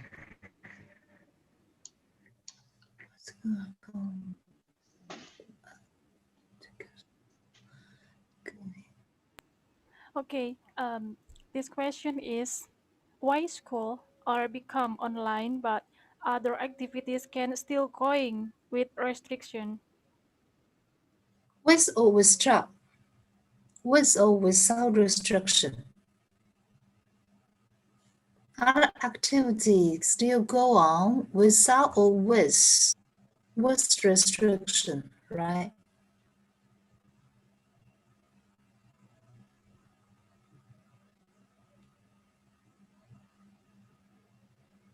Okay, thank you. So what about Professor Givi?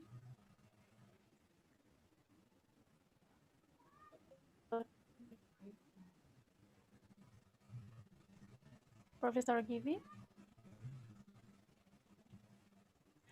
Sorry, that's still unmute. That's still mute. Maybe you can take your microphone.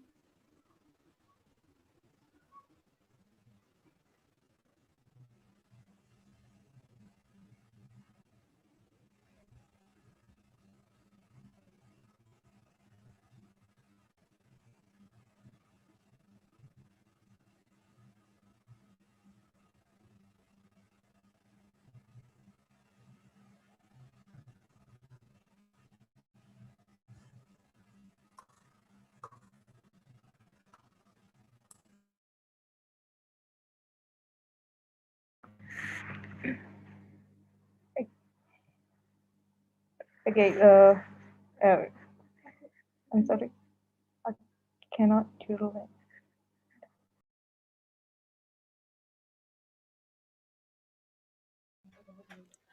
Okay. Okay. Curious any question again from Rina Sophia. This is to Professor Yan from China. How do you encourage your students to start their online business, especially related to find fund? This is, how do you encourage your students to start their online business? Yeah. Okay, I'll answer this question. In China, actually, as the internet popular everywhere. People can trade, can shop online, as students online. So if the graduates, they cannot find a job offline suitable to their majors, just like the example I give in my lecture, that the student cannot find a job suitable for his major. His major is web, job offline. They will search help online. So how do we encourage our students to start business online? Actually, they have already have this kind of background, and we will give them some information, some chance to meet the business, meet the entrepreneurs online.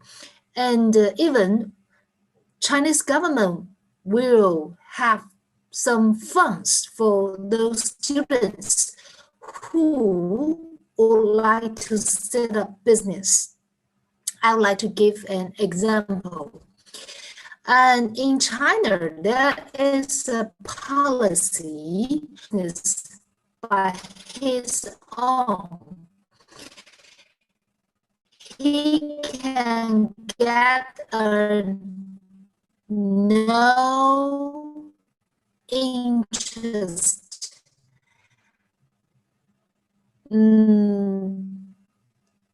fund from the bank. Very easy, just maybe to use the money, and maybe after 2 years, if he can earn money by that fund, he can return the money to the bank. So there are many policies for the graduates. It's not very difficult. And I don't know, am I clear? Have I made it? Okay, thank you so much.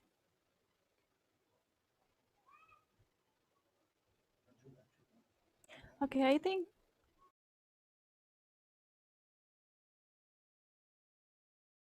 here is any question other?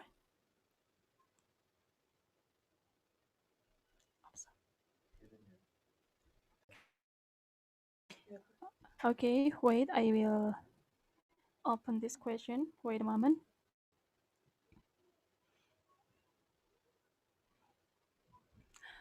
Okay, here is for all speakers.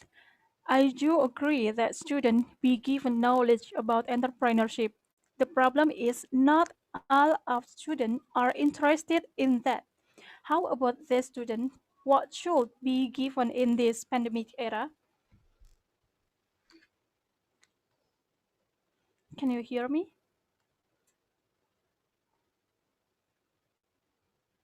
Professor?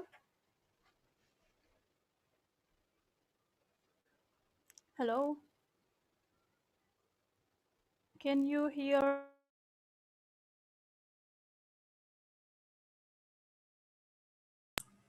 I suggest you to type the question on the board. I suggest. Maybe it's not question for me. Is it for me? No, I think. Yes. Maybe you for can me. answer here. That I is for can all answer. speakers. So may I listen to the question again? Okay. This question is, I do agree that students be given knowledge about entrepreneurship.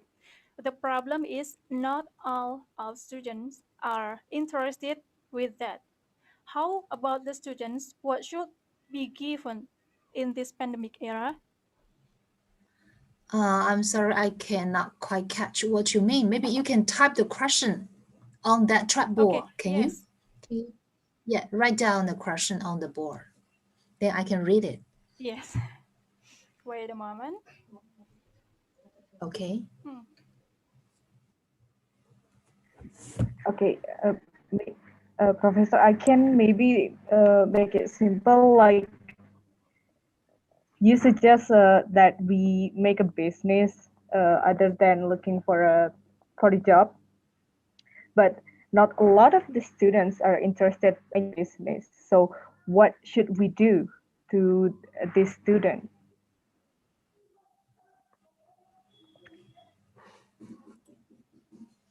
I still cannot catch. What do you mean? Like because You can of the down the question. I can read it. can you hear me? I cannot hear clearly, maybe because of the.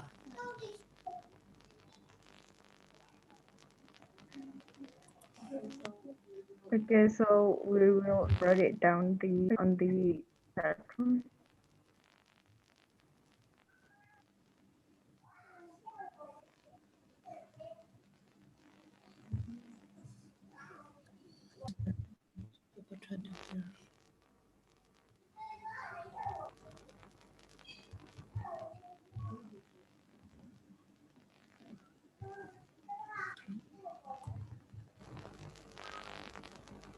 就是怎么样叫学生呢自己感兴趣做自己的职业，就是那样的。老师怎么办法怎么做？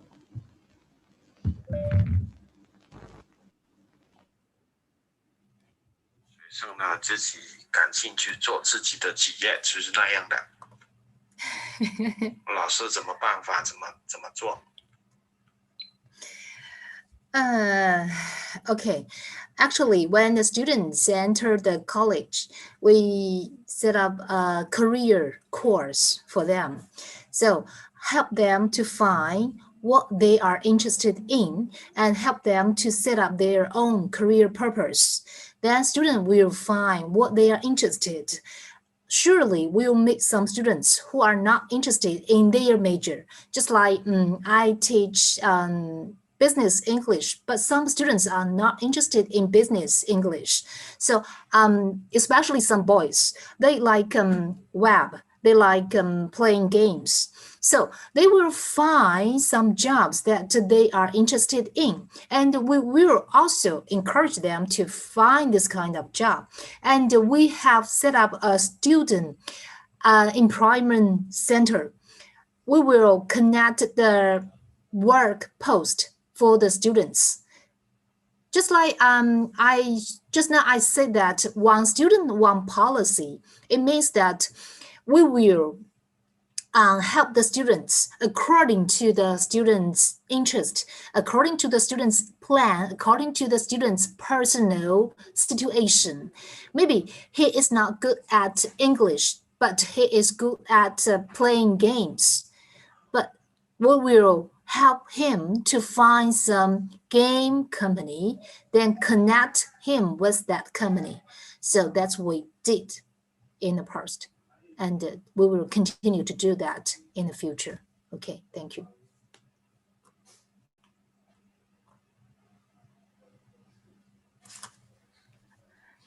Okay, thank you.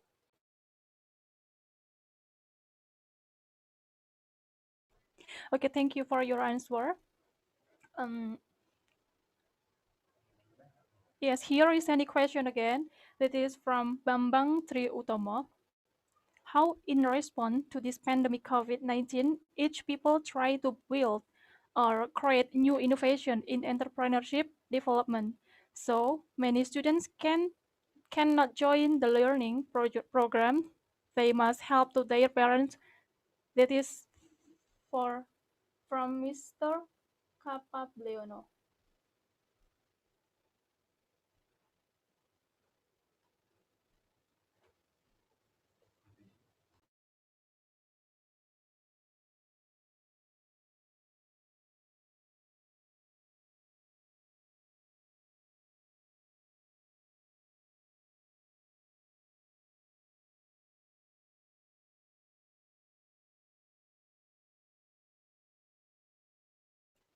Okay, wait a moment. I will find the question again. Hello. Hello. Yeah. There's a question for me, Mr. Kapapulono. Okay, I'm so sorry. I know your name Mampuono, but here is different name. I'm so sorry. Yeah. As a response to this pandemic COVID-19, its people try to build, create new innovation in entrepreneurship development. So many students can't join the learning program. They must help to their parents. Yeah. This is a little bit co-fadis, especially in the age of high school.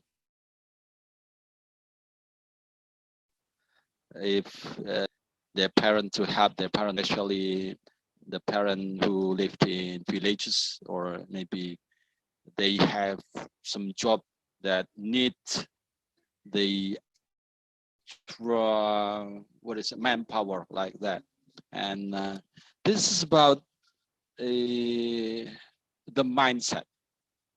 And teachers, because they have the responsibility for the education of the student, to have a relationship, good relationship with the students' parents, have connected, maybe gathering them and giving some explanation, also what so-called enlightenment about the position of the students staying at home, not because they are free or they got their holidays, but actually they have still obligation to learn, and that's decide that it will decide the successful or not their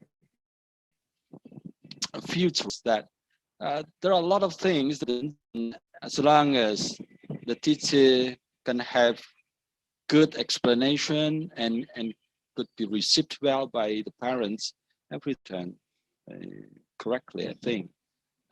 This is the question of, pokoknya asal ini loh Pak Bambang, kalau sampean bisa koneksitas dengan orang tua, bocah wayai sinau neng omah prai-prai kok malah kon kerja, itu kan ora bener. That's it, yeah. It's not correct if the position at home, not because of holiday, but it's because of the pandemic, and they can still learn and get the better achievement, although during the pandemic or even post-pandemic. Matan, tersun. Okay, thank you so much. Let's combine English, Java, and also Bahasa. Bahasa Jawa wong Jawa Timur. Yes. Miss Anissa, any question other? Oh yeah.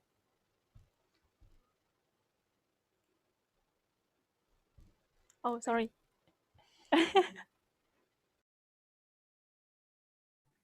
I'm sorry, can everyone hear me? Can everyone hear clearly? Okay, so there is a question for Professor Yan Chen. So is every student there vaccinated, have been vaccinated?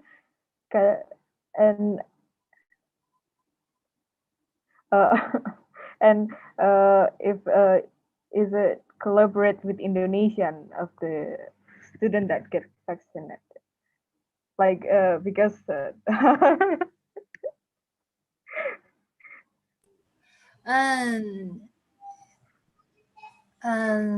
how to say, I think Chinese government has already got ready for the reopen of the country.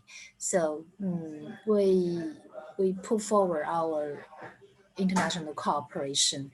So if in the future students would like to go into China, or if we want to go outside to Indonesia.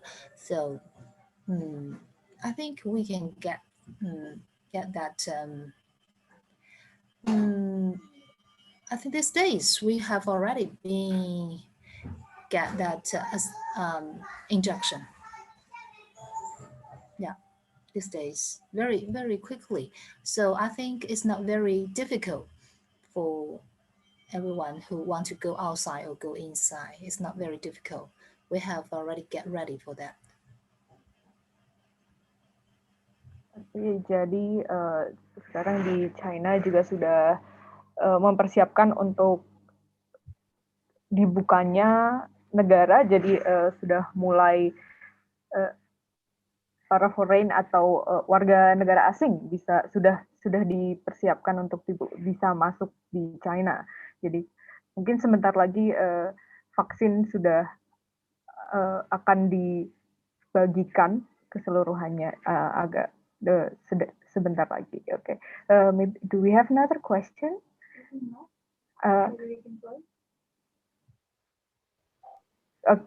Okay,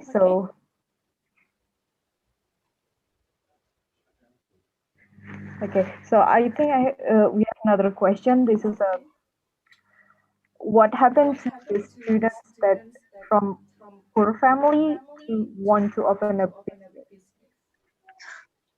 Students from poor family want to set up a business, right? Okay.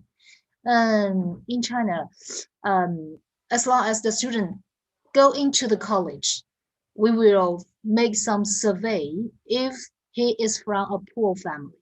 If he is from a poor family, we will fund all his study in the college. So it's free, it's no money. And we also say that if the students in Indonesia would like to study in our country, he can also apply for the full scholarship in our country. So China now is invested lots of money in education. And after the graduates, if we find the students is very poor, just now I say that a student can apply for business fund by an application to the bank. We have that kind of policy. As long as he handing his graduate certificate, his business plan, and sign his name, the bank will make sure that, yes, he would like to start a business.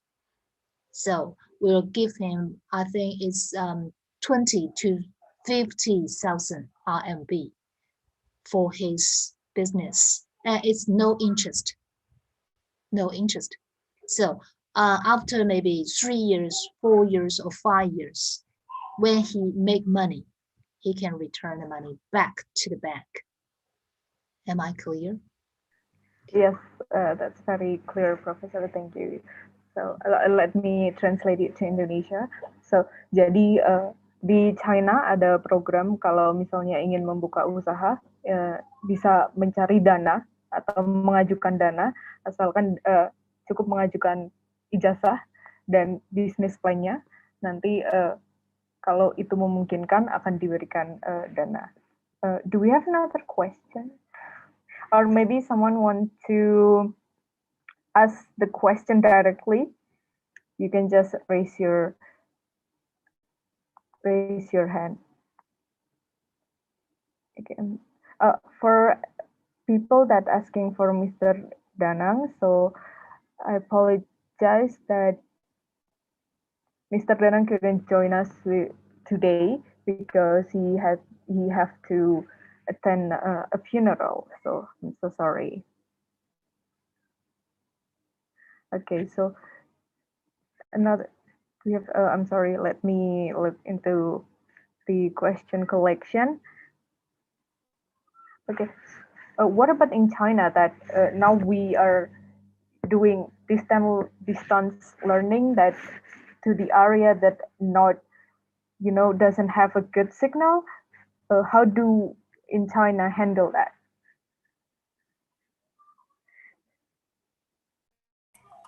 Okay, I answer this question.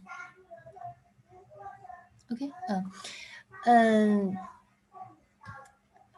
Last year, 2020, the epidemic, the COVID-19 broke out, and so all the school just stopped offline school. So we give lectures, give class online, and give test online. Surely we will find some of the students in a very bad scenario. Just like I should say maybe 99% of the students have very good signal. You know, in China now, 5G have covered almost every area. No matter where you go, you can find signal. But surely there are some students in very rural area. There is no signal or very bad signal. We will record our lesson. We'll record our class. Then upload to line, upload to the cloud. Student can download it when he can got signal. And you know, for our international students, some of them are from Pakistan or Tajikistan. They have very bad signal, but they want to go on learning. So we record the lessons and upload the lessons to our online classroom or cloud. Then the student can download and learn when he had good signal. Am I clear? Okay, thank you. Okay, thank you, Professor. So, jadi di China, mungkin tidak hanya di China, tapi jadi ketika ada yang sinyalnya kurang bagus, materi akan direkam dulu dan di-upload di cloud atau Google Drive atau service untuk mengupload, bisa di YouTube, bisa di mana, dan nanti yang sinyalnya kurang bagus bisa melihat atau di-download nanti. Okay, so